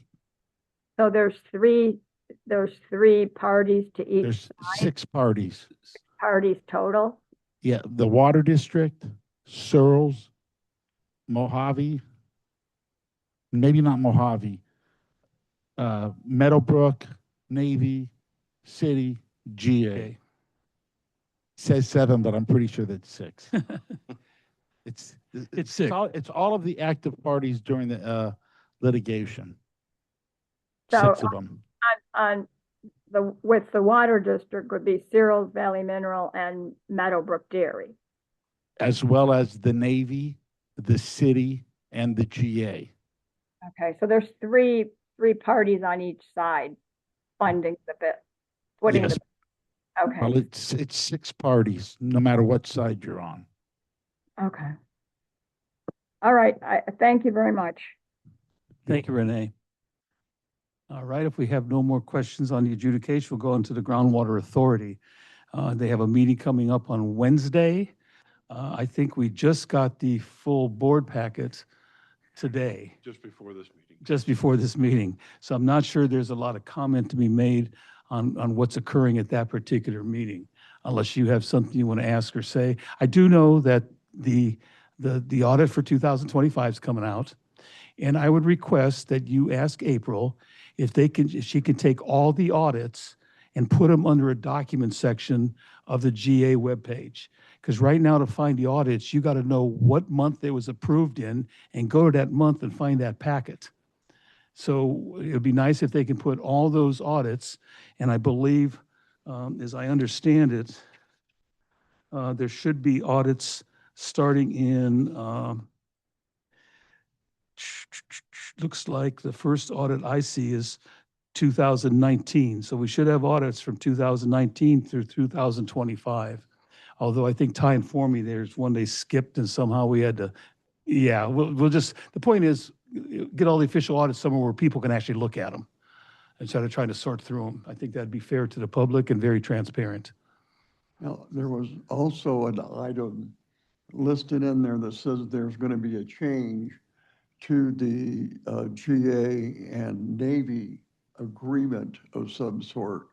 I don't exactly remember what the old agreement between the Navy and the GA was. I think as I read it, they're just continuing the agreement. Oh. It's a continuation of the agreement. I don't think much has changed on it, but I know. That was yeah. the agenda. I didn't have. Yeah. The material supporting it. Yeah, they're asking for continued support from the Navy in terms of in-kind support or any dollars that are available that they've used for drilling wells for monitoring and such. And it's pretty much a continuation. Okay. Yeah. I failed miserably in going through this package in the 5 minutes I had before this meeting. But I promise I'll go through it tonight. Right. And I'll be meeting with the staff tomorrow who will prep me for the meeting on Wednesday. So we're Good luck. I'll know a lot more tomorrow So- at 10 o'clock. So that's really all we have on the Groundwater Authority at this particular time. Before we move on to number one, do you have a comment? I just have pretty big concerns on the closed session items. I don't know if you guys paid attention to those headings, but that they're looking at buying land and water rights. They've been having that in the closed session for at least 3 years now. Okay, both of those, okay. So, because I don't love that they're buying land down where they want to have their pipeline. I believe that's the only portion of the closed session we're allowed in as well. Yeah. Otherwise, we're not allowed in any other part of the closed session. Okay. Yeah, generally, it's been focused on potential water purchase agreements. Yeah. Okay. Yeah, but we're not supposed to discuss what's going on in Right, closed sorry. session, but it's not a new item. Okay. Yeah. This one. Thank you. All right, I want to go ahead and I asked for this replenishment fee discussion to be on here, and it goes to what you guys have been talking about, is we want to find a way that the general public truly understands that the water district is directed or I guess legally obligated to collect the GA's fees, both the replenishment fee and the extraction fee. And then that money in turn, we collect it, and then it's turned right over to the GA. So, I'm sorry? Under protest. Under protest. Thank you so much. We paid a replenishment fee under protest. So we will continue to do so. And as you know, I've got numbers here too, just to give you some idea. Obviously, when you look at our reports, we've paid in excess of a total of $20 million, which includes the replenishment fee and extraction fee. And we're the only ones paying that because, Cerros Valley Minerals, Mojave Pistachio, and Meadowbrook, because Meadowbrook signed the original agreement to take the transient pool, they're only paying the mitigation portion of the fee. Because everybody remember now, the fee includes a mitigation fee of $17.50 per acre foot and a replenishment fee, I believe, of $2,100 and something per acre foot. And then there's the extraction fee that everybody pays that pumps water, except for the Navy, de minimis users, and co-ops of $105 per acre foot. That's been collected. Just to give you an idea, I did a quick calculation on the amount of money that's been collected just in extraction fees in this valley since 2019, and roughly $13,422,000. That's just extraction fee. Okay. And then of course, we have a handle on the replenishment fee because it's roughly about 16 million plus right now that's been paid into the replenishment fee. I haven't dug into how much they've gotten in their other revenue source, which is grants. But it's something that I think we should all be interested in. And just to tell you where your money's going, and this has to do, because I don't know where this money is being paid out of.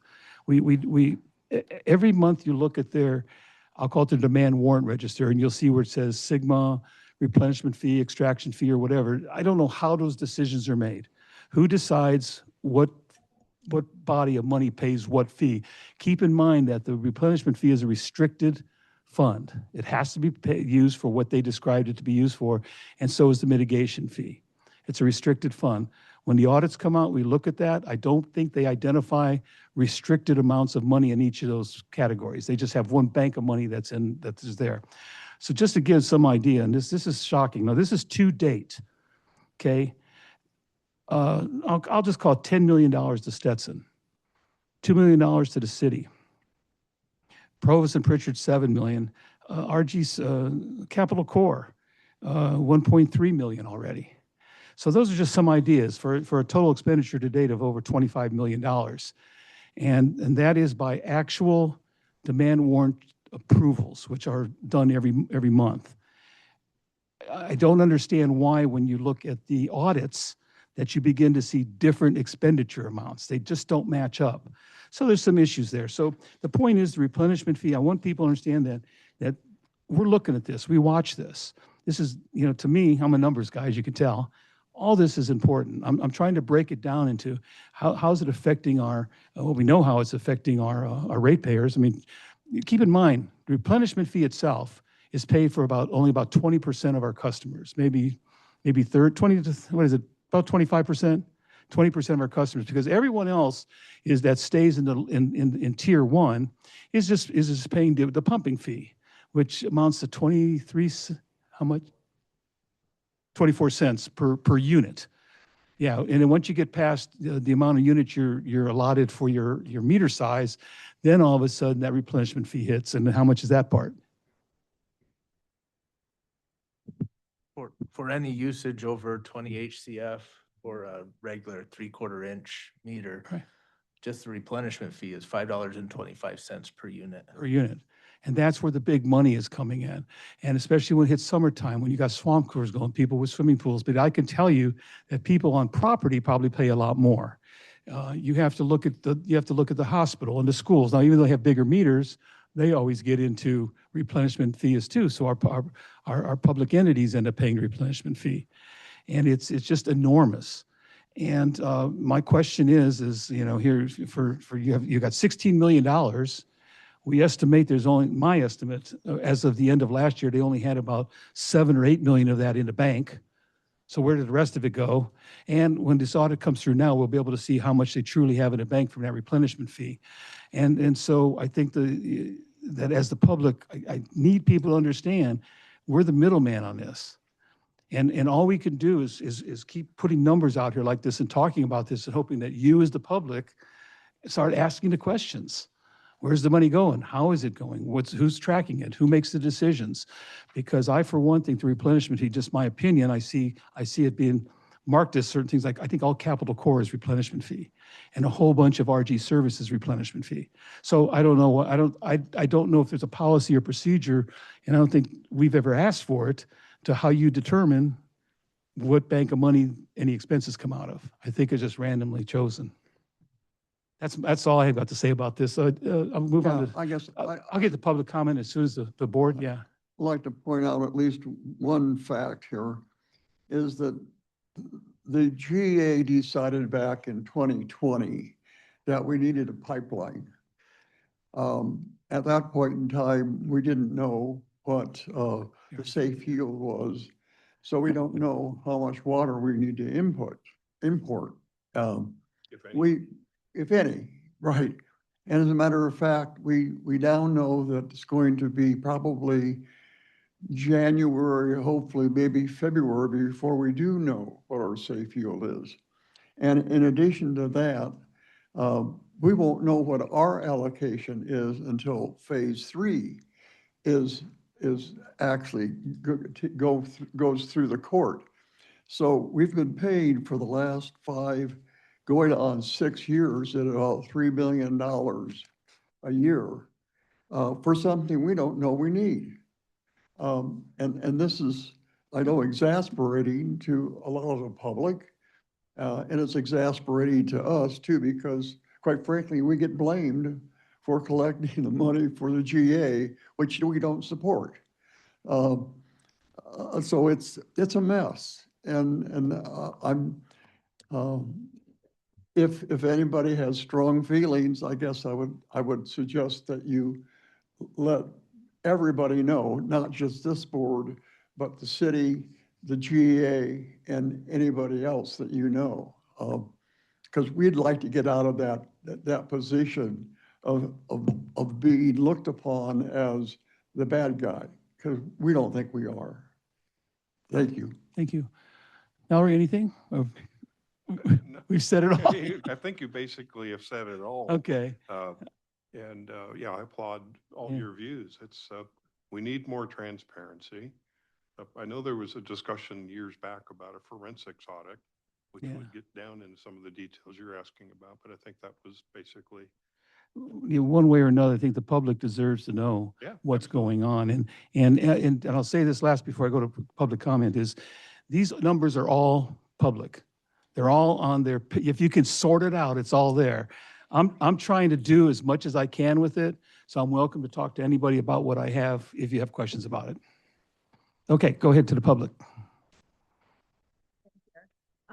I just had a question about the GA fees, because I'm trying to understand the fees as well. I got almost $1,000 water bill in a new house with no pool, no anything, which kind of catapulted me into this. The GA fees that you guys have to collect every month, do you pay them monthly to the GA, or how is that allocated to them between you guys? Monthly. It's paid monthly? Okay. I wasn't sure quarterly, monthly, and how that works. And if you guys do have the money, are you able to gain interest on it, or how that works? Oh, I'm trying to figure out where that fee's going. it comes in here and it goes right to them. It goes right to them? Yeah. Okay. That is all I wanted to know. Thank you. While you're waiting, we've talked about this from a district staff, about the concern, and so we're discussing better ways to get the message out, the distinction Right. between the district and the GA, as well as trying to figure out a reasonable way to explain how it works and how it shows up on the water district bill, maybe a video or something like that. So we understand that. We are trying to address it. We are trying to reach a larger audience. So Thank that's you. all I have. I would like to offer, though, that you guys might be asking, so why is it this way? Well, back before 5 years ago, when we were actively working with the GA to try to figure out what we were going to do in the future, it made sense that the water district, being part of the GA, could offer in-kind services that they wouldn't have to replicate. Can you imagine them having their own financial system where they're collecting, they're having to bill, all that stuff within the GA would have been a large cost. So the water district, I think Ron might have been the representative at the time, we agreed. You know, it just makes sense. We know who the water users are with the water district customer base. It just makes sense that we could collect and then pass on to the GA. So anyway, that's kind of how we got Except into we didn't vote for the replenishment fee. That's We right. did not vote for the replenishment fee. We did not. So Right. this was a task that was. What's that? No, we didn't vote. Well, it isn't in kind so much as it is we're paying our ratepayers are paying all their fees, including all their lawyers. But could that stop? Yeah, don't forget that a lot of the money that that we're contributing to the GA is also paying their lawyers, because under the agreement with the GA, the city gets paid for all their legal fees, including retroactively back to 2017. So that's where that almost $2 million came from. So they're the only board member sitting up there that they're getting paid. We don't get paid. Yeah. Yes. First off, I think Lindsay's idea is brilliant. Just be like, yeah, we're not going to do that anymore. You have to bill yourself. I'm just throwing that out there. Right. But that's great. Come up here and say that again after me. But I do have two things that I wanted to mention. The first one is those of us who are aware of California's constitutional requirements regarding raising property-related fees and taxes, have issues with the fee. When that, we do not think that it's constitutional. We don't think that was, it meets the requirements under Prop 218 of actually covering costs, and this is why. I requested the plan from the GA of where the, Prop 218 justification was. According to that plan, over the 5 years, we're going to raise this much money, which is going to buy 8,650 acre feet of water rights on an ongoing basis. There's no water. They have bought nothing. They have nothing to show for this fee that's supposed to be coming to my property. These lawyers don't come to my property. If they came to my property and cleared my yard, maybe we could talk. But I get nothing for this fee related to my property, which is what Mojave Pistachios went to court to try and fight. But then they were found to not have standing because they hadn't paid the fee. Right. Y'all have paid that fee. And I know you're already up to your eyeballs in lawyer. And look at Jim looking at me right now, he's giving me a death stare. But I do think there is a court challenge that could be dealing with this. Don't comment yet, comment on my next one. So and if that is something that has to come to the residents and citizens, we have to do a class action suit. I don't know if it's even possible in something like this. But I just feel like until this goes to the courts, we're not getting our $30 million back, and we deserve it back because it was not a just fee. Point number 2. So I apologize in advance, Ty. So I went through and I added up all my water bills to see how much I paid. I paid $1,500 the course of the year. We have a garden, plus 3 children, and the boys are. And about 350 of that was the replenishment fee. So I was like, this is ridiculous. This is how much of my rate I'm paying. But I did that by hand. I think if y'all could put on the bill, your annual GA fee that's going to the GA is this much, go see them about it here. I think it'd be clearer than people like me who see this line among 7 lines and then they know what that is, because I don't think a lot of people know what that is. So if there were a way to say hey, or even an online system, you want to see how much you paid to the GA, put in your whatever here and we can spit it out and tell you, and then you go see them about that and let April deal with those phone calls and not y'all. So I'm sorry, April, you're watching. I apologize for that. So those would just be my 2 thoughts on that in addition to Lindsay's brilliant idea. And I'm going to tell you that I've talked to Ty about that.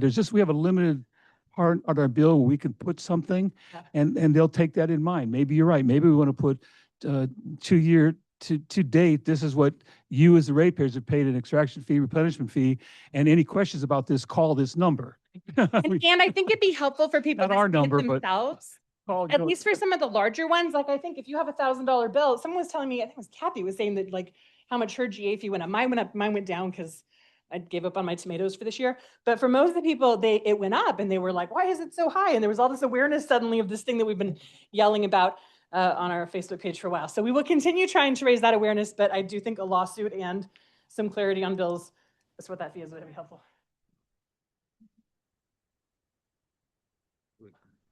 Yeah, so my idea, since you generously offered before, and since they haven't followed through on some of their deals, is maybe consider having them take over their own billing. And I would also say that I have seen several people's bills. I no longer receive them. Sorry, but thankfully. But the fees don't make sense. And I don't know how, you're explaining but when you read the bill and every month it changes, and this woman that came to the city, she was there talking for her friend who had an exorbitant bill, but then she showed me her bill, and her little bar chart showed for the past 2 years she'd used 0 gallons of water. And she's been living in her house and flushing her toilet and showering. She did not smell. So there's something wrong possibly with the system, because it just, there's something going on there that doesn't make sense. And this gentleman, she said, you all came out and looked for leaks on his property back in the winter because he had these massive, it's an old man living by himself. And he had these massive water bills. And then all of a sudden for January, February, March, April, May, June, they were all nice back down low. And they had said they didn't find any leaks. And then all of a sudden in July, it said he used something 60,000 gallons of water. And it's, so I don't know if I know there's been talk of like sometimes the smart meters have errors, but just there's something there also that's not jiving with people and making sense. Keep in mind that the meters will always fail on the low end. They Okay. don't fail high, they always fail low. So that's when you see meters changed out that are old mechanical meters. People say, oh, my bill went up. Well, you've had a meter for 25 years and they begin to track lower and lower. Now, the new meters, not so much. But usually when they see things like that, the district will come out and check to make sure that there's no, they'll come out and look for leaks, but that means that leak is on the downside of the meter. So it's somewhere on that property. So something's going on. I can attest to that. I've had that happen a number of times on my large property. And sometimes it takes a little finagling to figure out where it is. I turn off this and I turn on this and I watch this. And it could be anything as simple as all of a sudden a toilet decides to trickle over. Yeah. Yeah, but I just thought it was very unusual to see this one woman's bill where it shows she's used 0 water for 2 years. But that's the chart itself, probably whatever range you have on it. If it's that small, No, it yeah. literally said on her bill, 0 gallons. Yeah. We're In kind of in the column. What's that? we're deviating from the. Yeah, we are replenishment. deviating. But sorry, We're into smart- but it was also then because she was trying to figure out the GSA fees and she was saying, well, why is mine 0? But then my friend over here is thousands, of dollars. Well, I recommend that what you do, we'll end it here, is bring the bill in here and talk to somebody who can go through a line item with you and show you what the difference is and why it's there. And this woman tried to do that, but yeah, so. I was part of that conversation. Okay. I just kind of wanted to ask a question that Ron just said. You said that. Yeah.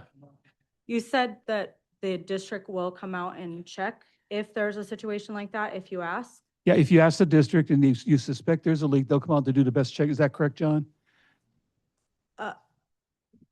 Or Ty, I should say. It depends. Yeah. We try not to because it's a liability. Oh, when we're okay. on private property, but sometimes we will poke around a little bit, but we'll go out and we'll talk to the homeowner and say, yeah, check your toilets, check your swamp cooler, check your irrigation system. We'll also look at the water smart water usage from the meter and see if there's anything obvious that comes And up. that brings up another thing, Water Smart. If you don't have it, get it. That's it. That has saved me probably hundreds of dollars. in the last few Mentioned that years. you're in a new home. Yes, So- we were a deeder and now we're on property. Okay, so could this be part of the installation of the water service? It's not brand new. We just it's new to- it's new to a them. prior. Okay, we're still getting Um, off track here, so, Great. yeah. But just. John has a comment too. I would like to say as a homeowner, you can look at your meter and read it yourself. Right. And these meters will tell you a GPM that goes through it if you actually are using water at all time. It Right. goes down to under 1/4 gallon per minute. So as a homeowner, you can open up your meter box. There's a little solar on there. Let it catch light. It will go through about a 2 or 3 minute process. And then it will flash a little hose spigot and it will tell you a GPM. It's either going to say 0.0 or it's going to give you up to 23 gallons per minute on that meter. Every homeowner can do that. And the district does provide the assistance. You can call anytime. The ladies up front will walk you through the same process. They all have, I've heard of myself do it. The standby guys, they do the same thing.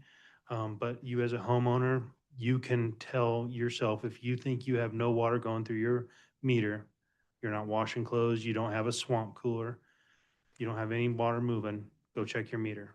If there's water going through that meter and you don't think you have any, you obviously have a leak someplace. Those meters don't read unless water passes through them. I just curious, because I did come in and was told that nobody would come out and check We, anything. we, so I was a we, little- we don't like to walk your property because that makes us liable. Right. Like Ty said, what we will do is show you the process on the meter.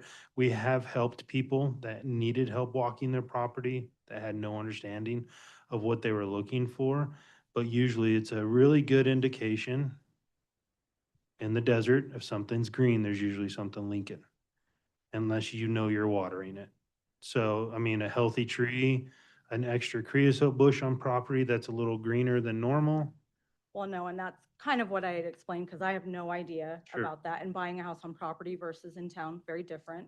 So I was just curious when he said that, it kind of pinged me, and the lady that spoke at council, I actually know her, did say that you guys came out and checked that gentleman's property several times, and I was like, So you got to keep in mind, there's meter sizes that have extra charge on your bill as well. So you get charged a certain fee for a 3/4, 1 inch, and it moves up. So the gentleman that she was referring to has a lovely lawn. I do And, not. and people that have lovely lawns, their landscapers usually tend to turn up that water dial a little bit more in the summer.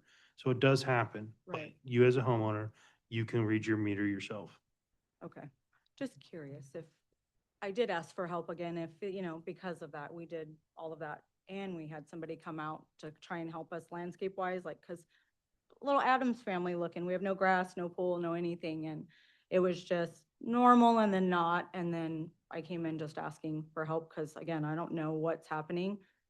And was kind of told, oh, sorry about your luck. And that was kind of what catapulted me a little bit more and coming tonight and just seeing what was happening. Well, So- sorry about your luck. That's kind of unusual. I haven't Not heard in a that, rude way at all. so- They were wonderful, but it was, Yeah. we don't come out and I'm like, check the meter. I don't know how the meters work, if anything. Sure. Again, property is a lot different, but going from a place that had a brand new pool and a Sure. larger house, I mean, we have AC on both, so I know that didn't play. But we went to a much smaller house. It's not green at all. I hate to interrupt, but we do need to move on. Sorry. Very But well. anyways, that was why I was just curious if Yeah. it would actually come or not, so. So the last thing I think, Ty, if someone signs up for WaterSmart that doesn't have it, is the data there? Yeah. So if I didn't have before, I could sign up, I could look at my weekly, monthly, yearly, whatever.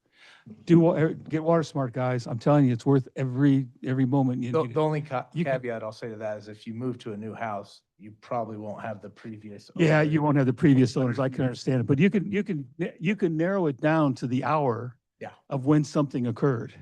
And that's amazing. Go ahead. Yes, sir. Yes, my name is Edward Johnson. I live out at Inyo Kern. And if and when they put the data center in, who is going to supply water to them? At this particular point, I don't think we know that because they haven't applied for where they're going to get their water. So we just don't know with the adjudication going on, what's going on in your current CSD and that type of thing. And can they even drill a well based on what's going on? I don't know the answers to that. Right now, the applicant for that data center, he appoints to the Inyo Kern Yeah. Community Services District to serve their water demands as well as their wastewater disposal requirements. So it's Inyo Kern CSD. At least that's what the applicant alleges right now. And I think their plans show a well on site as a backup. There is a backup, yes. But it's still uncertain at this time, sir. So that's going to be a pretty big well. It depends on the water use, and that's certainly up for debate right now. Yeah. Another thing, has the city council approved for them to build that data center? That's out of our purview. I mean, I can tell you that the city doesn't, their jurisdiction doesn't extend there. So I don't know what they can do or not do. So it's not anything we can answer. It would go in front of Kern County. Yeah. Right now, it's with the California Energy Commission. They have the authority right now over it, and the city, like the Water District, has submitted comments on the data center, but it's outside of both of our jurisdictions at this time. No authority permitting processes or anything that we don't possess that right now. Okay, well, thank you. You're welcome. All right. Anything else before we move on? Okay. Okay.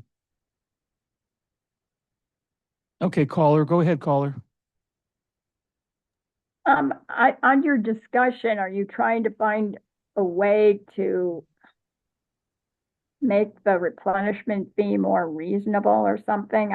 I kind of lost track of the No, purpose. But Yeah. I just want to point out back in 2023, I think it was February or March, you changed how you did the replenishment fee assessment on water users, you changed, you had lower water users pay a very small amount of GA fees, whereas high water users now pay the bulk.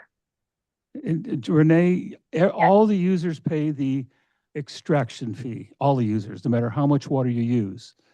The large users of water, when we did our rate studies, that it was determined, and Ty, do you want to carry that on of why we went to this tier 2, which includes the replenishment fee? Right, so according to the GSP, we were given an allotment of 4,390 acre feet per year that was not subject to the replenishment fee. So what we did is we set our tiers so that if you stayed in tier 1, that accounted for the 4,390 replenishment fee free allotment, positing that anyone that uses over that is one that's requiring us to incur that replenishment fee. I understand that, but if you had gone back to the original way that you calculated replenishment fee, it was spread over all water users. And the higher water users got a little bit of relief. So what I'm saying is this type of system has made it even harder for the high water users. Ty, correct me if I'm wrong, but the logic in that was that the regular users were staying within the 4,000 whatever acre feet, Yeah. and that the higher water users were responsible for anything that went over that because of their high water use. So that's why it turned out that way. We were trying to be fair to the entire spectrum of ratepayers. Because like it does hurt certain small businesses like dental offices and hair salons. We're getting, If I may, we're getting a little bit off base. Yeah, He's thank you. talking about what was done during the rate study, yeah, which is fine.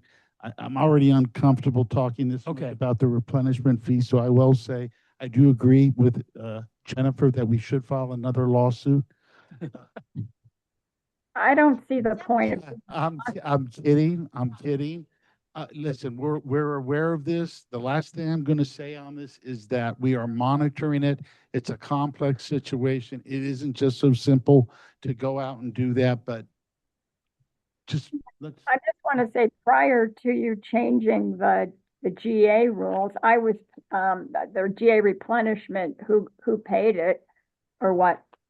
I was paying sometimes well, on the higher end of like $5.80 per month, all the way up to like $9.80 per month just for GA fees, because I was paying some of the replenishment fee. Now my GA fees total most of the time below $1. They go from 72 cents to 96, and then occasionally, if I use more water, I pay $1.20 in GA. Understood. your point is taken, Renee. But I'm But that was all within the rate study. There were a number of reasons that you've been outside the involved. scope of this. It's outside the agenda item. scope of what we're discussing now. And you're welcome. Yeah. No, it's still part of the replenishment fee. It's history about what the water district. No, I disagree. This is about the way the rate study, and this discussion should have been had 2 years ago. No, but it's about reallocating the replenishment fee. Like, That's not what we're discussing. That's not what we're discussing. well, but what is the point of this discussion then? To talk about the high GA fee, not the manner in which we collect the fee that we're required to collect. We didn't change the amount that we collect from the GA board, just the way we distribute it amongst the users. And really quick, the last thing I'll say is we got 4,390 acre feet of replenishment fee water. That water was allocated amongst all of the water users in the district, whether you're a business or, I don't know if you're a business or residential. So you had a certain amount of water, everybody, replenishment fee water. If you go over that, I don't care who you are, you're going to pay your fair share of the replenishment fee. And you see what that replenishment fee is if you go over the amount of free water allocated by the GA. That's it. There's not much to say. These are great All right. questions. Give them to the GA. Yeah, good idea. All right, we need to move on. Kathy? When that changed, I told them that it penalized the higher water users. Yes, it does. The GA is penalizing the high water users. You're absolutely right. So talk to the GA about that.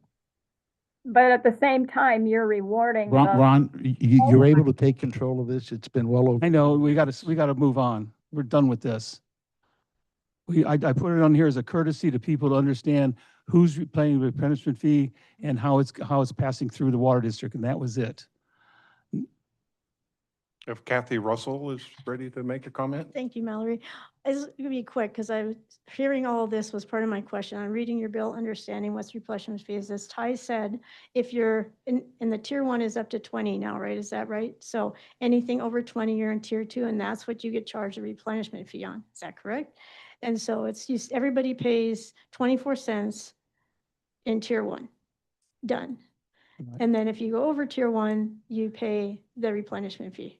Right, an additional 525. Yes, got it. Okay, it's not clear on your website either, so that's what I just was looking at the numbers. So just a clarification of the website, because the fees are there. It just doesn't mention the 20 HCF as the cutoff. So, okay. Thank you. Thank you. All right, we're ready to move on. And we have another caller. Go ahead, caller. Hi, this is April Keglin with the Groundwater Authority. I am commenting as the GM of the authority and not as a ratepayer. I just wanted to mention, and I'm sorry I missed it earlier, but the GA's audits are on the website. I did put the link to that page under the reports and forms page, and you can find each calendar year audit under the years, obviously, that they're for. So up from, I think they're from 2017 up through to 2024. Great. And then thank you. after the receive and file of the audit on Wednesday, I will have 2025 on the website as well. Great, thank you. Is it under a tab called Documents? Where can I find those? Yeah, documents, and then there's a sub-tab called reports and forms. Okay, thank you. Thank you so You're much. welcome. And then just to address, I know the conversation's been had, and I have nothing other than to contribute that I am happy to speak with anybody about the importance of what we're doing and what we're collecting funds for. So Jennifer, you're not throwing me out there at all. I have this conversation frequently, and I'm happy to have it every day I need to. Thank you. Thank you. All right. With that, let's move on to the general manager's update. You got 1 minute. We're finishing up by the quarter after by heck high water. Yeah, go. Yes. Okay, my microphone on would be helpful. So John is going to go into more details, but we had 3 significant events since the last board meeting. One of them was right before the last board meeting, but I believe we now have more information about that. So we're going to report on that. And John will have details and pictures and stuff for you. Legislation, things that we've been watching, of course, the ones that we have already mentioned, the data center water usage. A lot of these, like the State Rate Assistance Fund, the Community Water Affordability Program, had an update from Brenda today. These are on what's called suspense file right now, but, and they have to come out of suspense file this Thursday. And if they don't, it won't be acted on before the end of this month. So some of these things that might be costing the state more money, they may keep it in suspense file. So we're watching that. And I just wanted to mention that the Advanced Clean Fleet Regulation final ruling came out. The CSDA did not go the way we would like. The CSDA is going to be hosting a webinar soon to clarify the rules because their summary of the rules was like 400 pages. So it's This is the one requiring all contractors to use battery-powered equipment. Clean fleets and stuff. They did make some concessions, but not as much as we would like. So we will get some more summaries of that for you in the future. Okay. And they did extend some of the If it dates. ain't one issue, it's another. Oh, yeah. Yeah, I know. More state mandated expenses. And luckily, no personnel no safety and injury reports for. Okay, for thank last you. All right. So John, you're going to cover the losses on another section or right month. here? That'll be part of it, what he'll report, so. Oh, on your, part of your report? Okay. But engineering is next. Yeah. Okay. Could I? Yeah. Could, are we going to be able to recoup the money that was imposed on us by that break? I think John's going to cover that. Are you Yeah, not, John? John's gonna have more details. Yes, we will be billing. We always do bill contractors for time, material, water used, all that. So yeah. Okay. And Ty might even have more info on that. All right. Engineering. Yes, so update on the consolidations. We have no update as of now for the in your current CSD. For the Rademacher, the right-of-way specialist is still working on that, and we actually have a meeting with Stetson tomorrow to give us an update to see if we're gonna be able to get the last easements so our crews can go out and perform that work. Okay. Moving on to Dune 3, we actually got the contract documents signed by the contractor Pyramid. They are in Renee's hands. Jim and her will sign it, and then we'll give it back to the contractor. We have a pre-con meeting the week of the 17th with GHD, the contractor, and the district to start scheduling that construction. Okay. And on Stark Street, we're still working on easements for that, and KNS is working on the final design. Okay. Any questions for engineering? All right. I got one more thing to add. Okay. Nicholas, I mentioned this at the committee meeting, but Nicholas Construction did remove all that pipe from the desert, their All right. property, in case anyone's wondering. Good deal. It's all gone. That's pipe that had been removed from the Indian Corner Road Yeah. project. Yes. And they had purchased their property. It was on their property, but yeah, it took them quite a while to get rid of it. So it's all gone now. Thank you. All right. And not much of a update for water supply this week, but the arsenic treatment plant, number 1 is up and running. They are continuing to perform maintenance at arsenic treatment plant 2, and they're still actively installing cameras at the well sites. Thank you. Yep. Any questions or comments for engineering? All right, we'll move on to financial day update. Go ahead, go for it, Ty. Year-to-date water use. There we go. New fiscal year, so your year-to-date will look the same as July. Little more than last year, not much. Yeah. Negligible, but yeah. Okay. Oh, that is hard to see. Ooh, wait. I will fix I that. can open it up on mine. I will fix that for next. Yeah, I should have looked at this in here. Anyways, for revenue for the fiscal year, we're at 2.1 million, which is 1.5 million greater than budget. That is because we have not finished the accrual Okay. for billed and not received or unbilled receivable. So some of that will go back. Usually it's a little more than $1 million. Our expenditures to date, 722,000. So our net is 1.4 million, which is 2 million better than budget, with the understanding some of that will go back. Capital expenditures to date, 21,806. Debt service principal, 884,000. And to date, we have paid the GA $20,303,299. Whoopee. Exactly. Okay. So this will change once you get the accruals all done, which could be another month at least, right? I'm working on them right now. They should be done. Okay. Both the revenue, billing revenue should be done before next Okay. board meeting. All right, great. Any questions or comments? Nope. All right. Water Smart notifications for July, we had 2,023 Wow. leak alerts that were sent out. Right.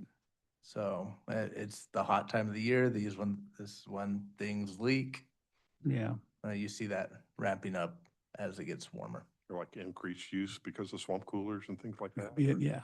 Yeah, swamp coolers can trigger that if you don't have the threshold high enough or set at all. So there are Irrigation times. system leaks probably Yeah. too. How many users we have in Water Smart now? Do you know roughly? Signed up, I don't. It's between 3,000 and 4,000. Really? That's Yeah, good. but- It's better than it used to be. It's But, creeping up, yeah. But as I've said, if we have your contact information, it's in there, it's sending it to you, regardless if you're signed up. Okay. Thank you.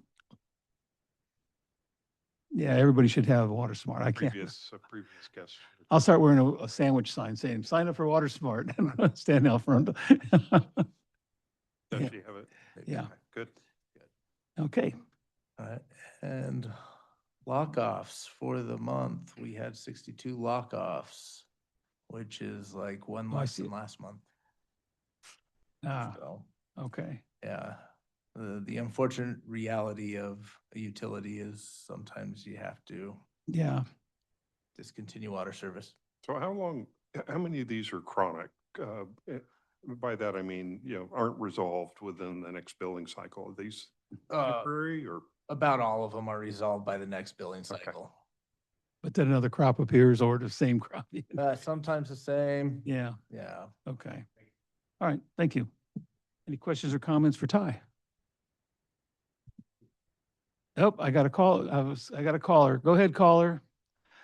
Ty, my question is, if someone's water is turned off, then for the time that they are turned off, then they're no longer charged all those ready to serve fee and arsenic compliance and usage charge once you turn the water off? Yeah, once it's turned off, it's a deactivated account. It stays on the turn off status for a couple months before then we would delete the account. But yeah, no, the charges aren't, the only charges continuing to accrue are interest charges. Okay.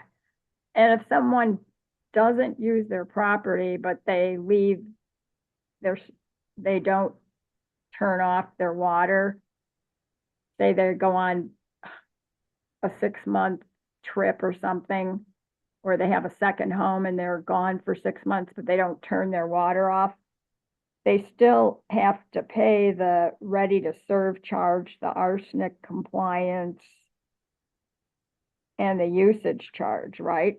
If there's no usage, there's no usage charge, but the ready to serve charge will continue along with the arsenic. Okay, and those would be the only charges if they didn't use any water, but and didn't turn off their water. I believe those are the only fixed monthly charges, yes. Okay. Thank you. Thank you. All right. Operations update. Take it away, John. Good evening. I was told to make this speedy. So here's the chart. Just keep kicking them under the table there, yeah. So month of July was extremely busy, as you can tell. We had 440 USA locates. That's up again. So 51 after-hour calls versus 27 the month before and 20 the previous year, actually the same month. So it's been busy. 71 lateral repairs last month with 17 line replacements. 54 valves were churned and 43 customer assist. Some of those are when we go out there and turn off customers for a leak on their property. Right. So, yeah, that was some of what they did last month.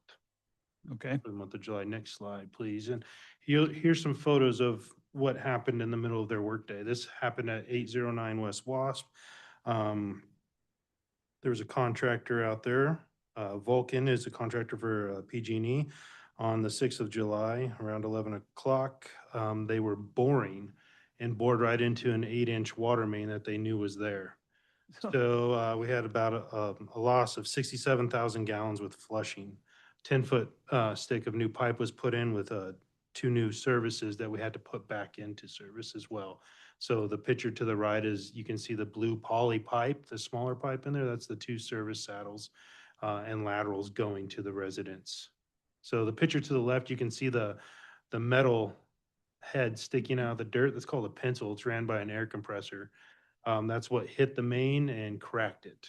So it was located and was found. They went to go underneath of it and found it right in the center of it. Next slide, please. August 3rd, Mahan and Perch. Bowman Asphalt had a subcontractor, I believe it was, milling out there. That valve in the center was located, and their milling machine hit that top of a 12-inch gate valve, which is connected to a 6-inch AC main that goes west. So within under an hour time, our guys responded here and had a total of 19 valves shut down in this surrounding area because all the valves that we needed to get to were buried to help out their milling process. We lost just over an acre foot of water on this with flushing. Which is how many? How many? Ron, remember how much an acre foot was? 326? What's that? No, yeah, 326. 326,000 gallons. It's just 326, yeah. Yeah, it's 325, 800 and. Just for the people don't know, yeah. So an acre foot, 326,000 gallons, good. Yeah. So that project, those, all those people completed that and were home by 9 o'clock. That call came in right before lunch. So the dedication of the crew and speeding out there was amazing. I had the easy part of contacting the city and all entities involved while on the road. The guys did an amazing job. We had field services jump in. We had warehouse administration jump in. So thank you to everybody that participated and helped out. And they did a fantastic job and had everybody back in water that night. Great. Last one. Any questions? Wow. Busy. Yes. Last one. We had a fire hydrant that was ran over on a hit and run right there on the corner of College yeah. Heights and Dolphin. That happened on July 17th, about 7:30 in the evening. That was a total loss of 67,000 gallons. We had shut it down on the main right there with the fire department. Thank you to the Kern County Fire Department. And it is fully back in service, flushed and sampled, and is back in service for the customers. Okay. You mentioned that the contractors pay for those losses and costs on the contractor ones. They are all submitted, yes, sir. How about this one? This one, we have the police report and we are working to get our funds back, yes, sir. Okay. When you bill, what rate do you use for the water? Do you use the construction water rate? So that is, but yes, It depends on the size of the pipe, Okay. or that's a 2-inch. I believe that is the same as a construction. More concerned about that one where we lost an acre foot of water. Yeah, that should be based on a, The construction rates, which includes all the replenishment fees and everything, does it not? it is, Yeah. and what it is we build it at the size of the main. Yeah. So like, that's a 6-inch right there. All, an hydrant is a 6-inch. So Okay. that gets built at a 6-inch, yes. Okay. So the point is that we bill. Yes. All right.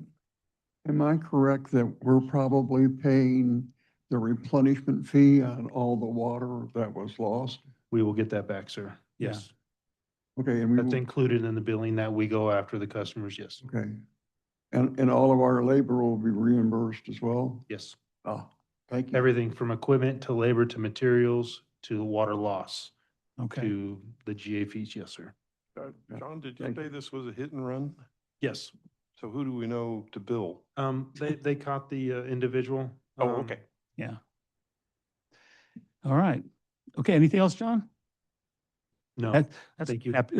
some of that was good news. A lot of it not. Yeah, it was a. You guys were really good busy month. job too. Thank You guys got in there, you got it done. They did a Congratulate all fantastic- all and the it was a crew. True team effort. so thank you. Absolutely. Okay. Any comments about any of the operations? Okay, with that, I'll go on to board comments and future agenda items. I'll start with you, Mel. Any comments? Just again, the staff continues to amaze me on how quickly they're able to resolve problems that we encounter, the community encounters. Hats off to all of you. And Renee, way to keep the team together.